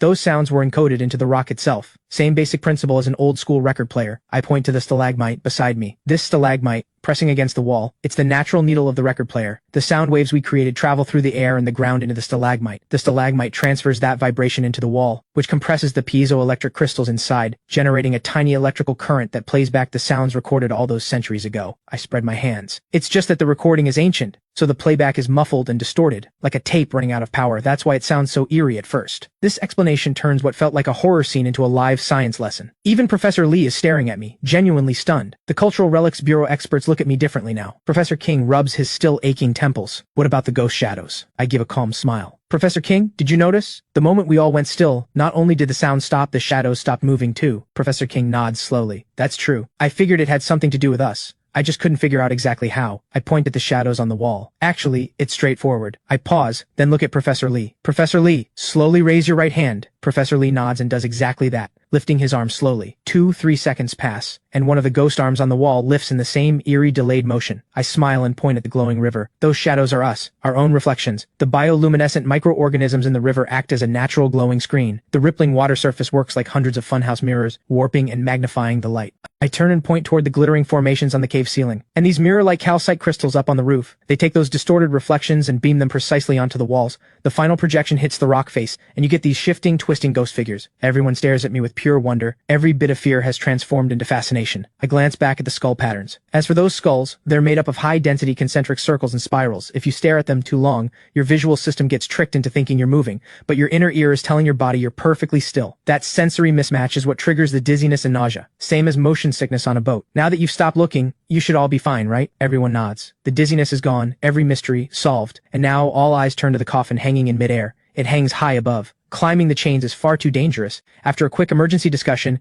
the experts decide to use the thick stalagmites and rock outcroppings above to build a web-like suspended work platform. Aluminum alloy panels are laid at key points for stable footing and equipment placement. The platform is assembled quickly. Professor King and the team ascend to the platform and get their first close look at the coffin and the chains. 2 hours later, the coffin lid is finally open. Inside, the outline of a human form, covered in ritual face symbols. Professor King fights to contain his excitement and signals the camera operator to document everything from every angle. Then he picks up a soft brush and bamboo pick and begins clearing the remains with painstaking care. As the work nears completion, Professor King lets out a long sigh. The coffin only has so much space. Beyond these burial objects, there's nothing else of significant value. This simply doesn't match the scale of the Nine-Dragon coffin setup. While everyone murmurs in disappointment, I tilt my head back and look up toward the ceiling of the cave. Without warning, the system panel flashes up. Detected. Special historical artifact. The Imperial Seal. At the apex of the cave ceiling, where the 9 iron chains converge, this is the Dragon Eye Feng Shui node. The last emperor of later Tang Li Kangke perished in fire at the Xuanwu Tower in Luoyang. Before that moment, the Imperial Seal was secretly swapped by the Royal Advisor, carrying the real Imperial Seal. Guided by ancient techniques, the Advisor found this place, the Qianlong Yuan Cave. Using the cave's naturally powerful yin energy lines, and dragon-shaped stalactites, the advisor carved and constructed the 9-dragon heavenlock formation, drawing in the dragon energy of the entire cave system and the surrounding mountains, to keep the seal's heavenly mandate intact and undimmed, waiting for the day it would emerge again and restore the true dynasty's legitimacy. My pupils narrow to a point. The imperial seal. This is the object that symbolizes the mandate of heaven itself. Every time it surfaced in history, it unleashed rivers of blood. I take several slow, deep breaths to steady the storm inside me. Professor Lee notices something is off and reaches over to pat my shoulder. Liam, you alright? Is the air down here getting to you? Go up and rest if you need to. I shake my head. I raise my hand and point straight up. Professor Lee, we've all been looking in the wrong place. The coffin is a decoy. The real secret is up there. Everyone looks up into the darkness, swallowing the cave ceiling. Professor Lee leans in closer. Liam, what did you find? I organize the clues the system has given me. In feng shui, there's a principle called the true dragon's return. These 9 iron chains aren't just holding up the coffin. In the formation's design, they're channels, conducting and directing dragon energy. The point where all the chains converge at the top, that's the true power center of this entire formation. The dragon energy is most concentrated there, and most pure. If the coffin represents the human position, the cave itself is the earth position. Then the apex where the chains meet is the heaven position. A formation as grand as the 9-dragon coffin. If it were only for burial, placing everything at the human position would be enough. That alone would be extraordinary. But what if the purpose wasn't just burial? What if it was to nourish and protect a treasure worthy of heaven's dragon power? That treasure must be placed at the heaven position, to be nourished by the dragon energy flowing from all 9 chains, its supreme status made manifest. The coffin below is almost certainly a decoy. This is the classic tactic. Build a road in the open and smuggle through in secret. The highest level technique in feng shui, the burial of heaven. The place erupts. Professor King's eyes get brighter with every word. His breathing quickens. That makes sense. It makes perfect sense. Scan the ceiling. The convergence point immediately. Use everything we've got. The crew springs into action. High-powered beams focus upward. A small drone buzzes up into the dark. As the camera zooms in and sweeps across, a stone platform gradually takes shape on the monitor, flanked by natural dragon-shaped stalactites. The marks of deliberate human craftsmanship are unmistakable. When the camera finally locks onto the center of the platform, a jade seal, rich and luminous, suddenly fills the screen. What makes every heart stop? One corner of the seal bears a clear gold repair. On the suspended platform, a wave of unified breathless gasps breaks out. Professor King's eyes go wide. His mouth falls open. No words come. Professor Lee's body lurches forward involuntarily. The other expert's eyes redden. Good lord, this shape, this jade quality, and that gold corner, is this the imperial seal? Professor King rasps the order. Zoom in. At the face of the seal, the operator instantly adjusts the drone's angle and focus. On the screen, unmistakably clear, 8 ancient characters, ordained by heaven, may the dynasty prosper eternal. Professor Lee stares at the screen, unblinking. It matches. Every single feature. It all matches. We haven't done the final authentication yet, but every piece of evidence points to one conclusion. This is almost certainly the imperial seal. Lost to history for over 1,000 years. Professor King's fist tightens. Find a way, get it down safely and run the final authentication. Nothing can go wrong. Nothing. The experts rapidly analyze the ceiling structure, the load distribution of the chains, and how the platform connects to the rock. The decision: extract the stone platform holding the seal, along with its connected core rock, by cutting it free from the ceiling and lowering the whole thing, to minimize any disruption to the structure and prevent a chain reaction. The moment the plan is locked, execution begins. Everyone below is layered in protective positions, 3 rows deep. Nobody is taking even the slightest chance. The cutting process is agonizingly slow. It takes nearly a full hour. When the final connection is severed, the stone platform, with the seal, is held firm by specialized rigging. It descends slowly, inch by inch, from the ceiling. And finally it settles into the shock-absorbing artifact case on the suspended platform. The entire group exhales at once. And then, the held-back emotion erupts. Cheers flood the cave. Professor King pulls on white gloves, hands trembling as he lifts the seal from the platform with reverence. He sets it gently onto a padded examination table. Brilliant light focuses down from above. Multiple high-definition cameras lock on from every angle. The professors take up magnifying glasses, spectrometers, and other instruments, and begin the preliminary authentication. Results come back, point by point, confirming everything. Professor King looks up and scans the faces around him, all flushed with emotion. Then he looks at me. Based on the form, the jade, the craftsmanship, the inscription, and this completely unique gold-inlaid jade corner, we're prepared to say, preliminarily, this seal, with overwhelming probability, is the imperial seal of the Qin dynasty, lost to the world for over 1,000 years. Liam, the credit belongs to you above all. The room detonates. The imperial seal has returned to the world. This will be written into history. Everyone here today will be part of that record. I quietly end the live stream. Right at that moment, Professor King receives a call. It's Director Zhou from the Palace Museum in Beijing. King, it's Zhou Dingwen. We watched the entire live stream.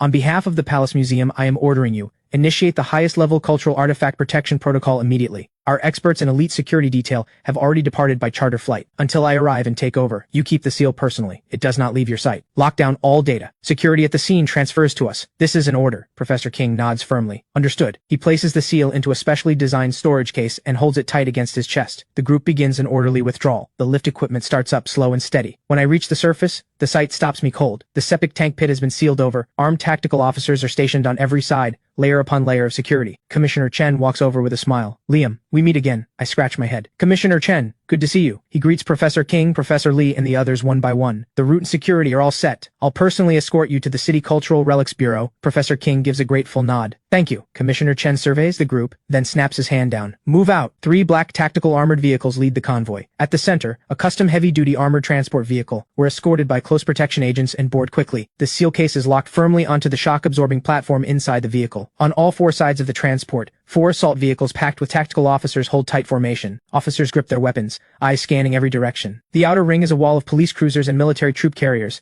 Above, 2 police helicopters and 1 military gunship fly in formation overhead. Commissioner Chen's voice comes over the radio from the command vehicle. All units, attention. The Imperial SEAL convoy is moving. Full route control as planned. The order goes out, and the entire city of Westport seems to hold its breath for this convoy. Every road along the route is emptied. Intersections big and small are sealed by police and soldiers. Snipers are positioned on rooftops along the way. I sit in the vehicle and take all of it in. Before long, the convoy rolls to a smooth stop in front of the Cultural Relics Bureau. The building is already locked down tight. Professor King carries the seal case himself and strides into the authentication lab. With everyone watching, he lifts the seal from its case and places it on a table draped in black velvet. Test results come back one after another, all consistent with the preliminary findings. Then the final carbon-14 dating report arrives, confirming the artifact spans more than 2,000 years. The lab erupts in celebration. Professor King's eyes fill with tears. With all test data now compiled, we can state with full responsibility, this seal was commissioned by the first emperor of Qin, with inscriptions by Li Si, the imperial seal symbol of the legitimate succession of China's dynasties. He finishes and turns to face me. Kid, thank you. If it weren't for you, who knows how much longer the imperial seal would have stayed buried. On behalf of every historian and cultural scholar, thank you. And with that, he gives me a deep, formal bow. I rush to stop him. Professor King, that's way too much. It was nothing. Professor King waves that off. Nothing? This is far from nothing. You are a once-in-a-generation find for our field. Too bad you're already under Professor Lee. Otherwise, I'd pull you over to the Cultural Relics Bureau myself. Professor Lee gives 2 pointed coughs and shoots Professor King a look. King, you talk too much. Professor King's expression freezes, then an awkward laugh. Just saying, don't take it to heart. Right then, 2 black sedans pull up to the entrance of the bureau at the same time. Director Zhou from the Palace Museum and Director Lee from the National Museum push their doors open and step out, one after the other. Their eyes meet for a brief moment, and without a word,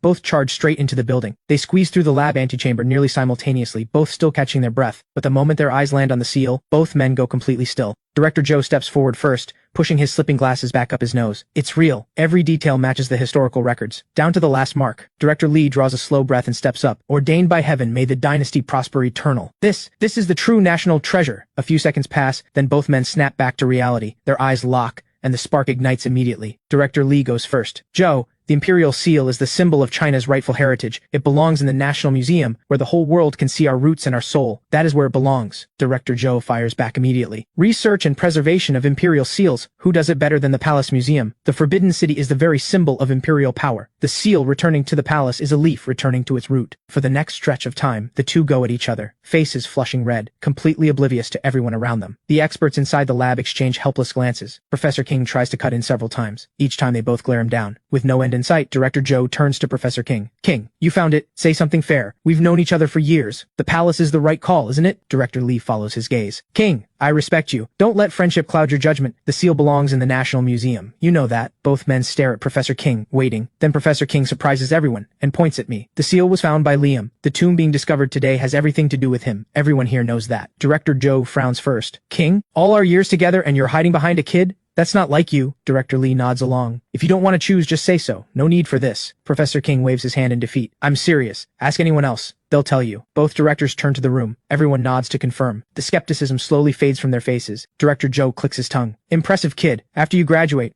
how about coming to the Palace Museum? I'll find you something good. Director Lee jumps in immediately. Hey, handsome. Are you seeing anyone? My granddaughter is about your age. She's good looking. Let me introduce you to. Director Zhou gives 2 deliberate coughs. Kid, his granddaughter is a force of nature. You won't be able to handle her. Come to the palace. You'll thank me. Director Lee's eyes go wide with fury. You shameless old man. You really just did that? Director Zhou snorts. Like you're any better. Dragging your own granddaughter into a negotiation over an imperial seal. You've got the nerve of a city wall. Did you even ask her? And just like that, they're at it again, the entire room ceasing to exist for them. I stand there, completely lost. Professor Lee taps my shoulder. "You're on your own, kid." I give him a look. I step forward. "Gentlemen, can I say something?" Both men stop cold. They turn to me at the same time. I clear my throat. "One of you represents the Palace Museum, the other the National Museum. Normally, a treasure like this would go to one of you. But the Imperial Seal isn't just any artifact, it's the national treasure, putting it on display alongside other relics. To me, that feels like a disservice. It deserves its own dedicated high-standard museum. Even if the entire museum holds only this one seal, that's enough." Both directors raise an eyebrow, then both nod. Agreement. I push forward while I have the momentum. "The way I see it, it was found right here in Westport City. Build the Imperial Seal Museum right here. Both of you serve as CO directors. How does that sound?" The moment those words land, Professor King and the others light up. Director Joe and Director Lee exchange a glance, and both break into looks of genuine approval. Director Joe takes a breath. "A dedicated museum in Westport City, I'm in. But the construction costs, those come from the Palace Museum." Director Lee immediately protests. "Why should you cover everything? The National Museum is funding it, and we handle all ongoing maintenance." "You shameless old man, you old miser." Just like that, they're two lit powder kegs again. 10 minutes later, both men finally run out of steam, and the room settles into serious discussion about the museum plan. The two directors station themselves beside the seal, ready to stay up all night studying it. This part of things, it's out of my hands now. I'm just a student. None of this is my call to make. I can't contribute anything here. And honestly, I'm afraid to. Knowing my luck, I'd dig around and unearth something else entirely. That would be something. With Professor King and the others seeing us off, Professor Lee and I leave the Cultural Relics Bureau. We get back to campus, and I say goodbye to Professor Lee. I head back to the dorm. After a full day of all that, I'm asleep the second I hit the bed. I even forget to do the system lucky draw. The next morning, I wake up groggy to the sound of my roommates making a racket. I sit up and look over. One of them is holding a bug net. Another has a fly swatter raised. All of them look like they're bracing for war. "What are you guys doing trying to catch flies?" Jason gives me a pained look. "Liam, they're not flies. They're hornets. Remember when you cracked the ceiling? When the workers came to fix it yesterday, they found a massive hornet nest in the rooftop waterproofing layer. The workers got badly stung. Now half the dorms in the building are dealing with it." I hear that and immediately get up and get ready. I follow them up to the roof. From a distance, I can already spot the massive nest hanging inside the gap between panels. The rooftop access is normally locked off. No wonder nobody found it. I watch the hornets buzzing all around and take the net from Jason. Then I creep toward the nest, step by careful step. A few hornets dart straight at me. I swat every single one flat with my bare hand. Marcus and Jason stare, jaws dropped. I walk right up to the nest, crouch down, and drop the net over it in one move. One smooth pull, tie it off, done. Marcus immediately loses it. "No way! Bro, how are you even real?" I wave him off. "Easy." I grab a stick from nearby and tie it to the net. I hold the whole thing up and give it a wave. "Behold, the supreme artifact, the soul banner." Marcus and Jason's mouths drop open. I glance at them. "Can't you feel it? That subtle aura of dominance radiating off it?" Both shake their heads. "Nope." I immediately push it toward them. "Really? Come closer then." Marcus scrambles backward. "I feel it. I feel it. It's intense." Jason nods vigorously. "Same. Very intense." I laugh and lean on the stick. "That's more like it." Marcus looks at me with confusion, wondering where I was headed. Hearing this, I shake the soul banner, delivering this to Professor Lee. He's the one who introduced me to that guy Kyle, and Kyle got me pulled into that pyramid scheme. This nest is a generous gift. The least I can do is share it with him. Jason's face twitches, but he eagerly trots right along behind me anyway, clearly here for the show. Halfway there, the system chimes. One more lucky draw added. As we walk, I catch a few students nearby talking. "You hear about that upperclassman who went off to intern on his own and got sucked into a pyramid scheme?" "I know. Dean Carter had to pull strings to get him out." I clear my throat and wander over. "Hey, any chance that upperclassman was actually set up by his professor?" They turn around and immediately spot the soul banner in my hand. They scream, "Oh my, hornets, run!" Marcus stands there in disbelief. "So that's why it's the supreme artifact? The aura alone clears the field." I lead them straight to Professor Lee's office. The image of Professor Lee's face when this goes off, I'm already grinning on the inside. But when we get to the door, it's locked. I pull out my phone and call him. It rings for over a minute. No answer. I went through all this trouble to bring him such a thoughtful gift, and he's not even here. I sigh. Professor Lee just isn't destined to receive this blessing. Guess it goes to Dean Carter instead. Jason freezes, then starts backing away fast. "No, Liam, are you out of your mind? You go. I'm staying here. I am not getting mixed up in this. You're the department's golden boy. Nothing sticks to you. I don't have that kind of protection." And with that, he bolts. I scoff and walk straight toward Dean Carter's office with the soul banner in hand. It's the weekend. Nobody else around. Marcus and I walk straight into the admin building without running into a soul. I peek through the office doorway. "Dean Carter, you in?" He looks up and adjusts his glasses. "Liam, come in." I walk straight in and give the net a little shake. "Dean Carter, I found a hazardous object on the roof. I've got it contained and brought it to you." Dean Carter hears hazardous object and immediately looks impressed. "Good. Excellent safety awareness. That kind of initiative is worth commending." He reaches out and takes the net. "What is it exactly?" I take 2 steps back. "The soul banner." Dean Carter looks inside and his hand jerks. He flings the whole thing away. "What the?" Thwap. The net hits the wall. The knot, already loose, blows open from the impact. A dark cloud of hornets explodes outward. I run. Dean Carter's eyes go wide. Then his trembling finger points at someone in the corner. "Wendy." His fury is about to boil over. He's the dean of this entire university, and there's a student hiding in his own office who apparently only wanted to talk to another student and not to him. Anyone would be furious and baffled. I freeze where I stand. I did not see myself getting pulled into this one. How is this even connected to me? Dean Carter forces himself to hold it together and orders me to get the full story, fast. If anything is unclear or dodged, he's giving me, Wendy, and Marcus all a formal disciplinary mark. He storms off down the hall, back turned, not looking back. I walk over to Wendy, who's still sniffling. She steals a careful glance at Dean Carter's retreating figure, then drops her voice low and walks me through the whole thing. That morning, she ran into a middle-aged man on the sports field. He started by asking about the campus exits and foot traffic, then suddenly flashed a badge. She caught the words national level, secret agent. He claimed to be from the National Security Agency, tracking a foreign cell connected to the recent campus attack. His cover was blown. He said his presence was too conspicuous. He needed her to cover for him. Then he showed her a covertly taken photo of Dean Carter and told her that her phone had already been tapped and that something bad would happen if she didn't cooperate. Wendy thought about everything that's been happening on campus lately, and in a moment of fear, she believed him. She slipped into Dean Carter's office while it was empty and hid until the hornets and the noise from us gave her away. The moment I hear it, it's obvious. This girl got played completely. A real intelligence operative would never recruit an inexperienced student for cover. This is a con, a pressure scam, start to finish. I give her arm a reassuring pat. Don't worry, what matters right now is telling Dean Carter everything clearly and finding this guy before more people fall for it. Dean Carter can't hold out. He turns around and comes back. As I lay out the whole story, his expression darkens with every word. He leads us straight to the security center. The moment the footage pulls up, everyone in the room takes a sharp breath. This fake agent has shown up on campus more than 10 times, always targeting girls walking alone, always staying in the camera blind spots or wearing glasses and a hat to hide his face, leaving only a blurry profile on camera. But his performance was convincing enough to make every one of them believe. The dean of students rushes a team to the women's dormitories. Half an hour later, a call comes in. A few of the girls, too frightened, had broken away before anything happened, but some weren't so lucky. The con man used the story of an injured comrade who needed to be moved, lured them off campus, kept them late into the night, and manipulated them into checking into a hotel. He escalated the fake crisis until he cornered them into going along with it, violating them, and stealing their money. They came back and said nothing, too scared and too ashamed. Dean Carter stands there, trembling. He orders the information locked down immediately. All follow-up is to be handled carefully and quietly. The dean of students acknowledges and hangs up. The hallway fills with nothing but the heavy sound of Dean Carter's footsteps and the weight of our silence. Not long after, 2 new rules appear on the campus board. Do not act on requests from outside personnel without verification. Do not conceal any suspicious activity on campus. At that same moment, the system panel pops up in my head. 2 lucky draws awarded. I spin immediately. The next second, rapid face recognition is added to my skill set. A smile tugs at the corner of my mouth. The con man got away. For now. But this skill is exactly what it takes to help the police pin him down. Westport University's peace shattered again. And behind this seemingly ridiculous scam, there are probably secrets buried even deeper, still waiting to be found. Looks like my streak of walking straight into chaos is far from over.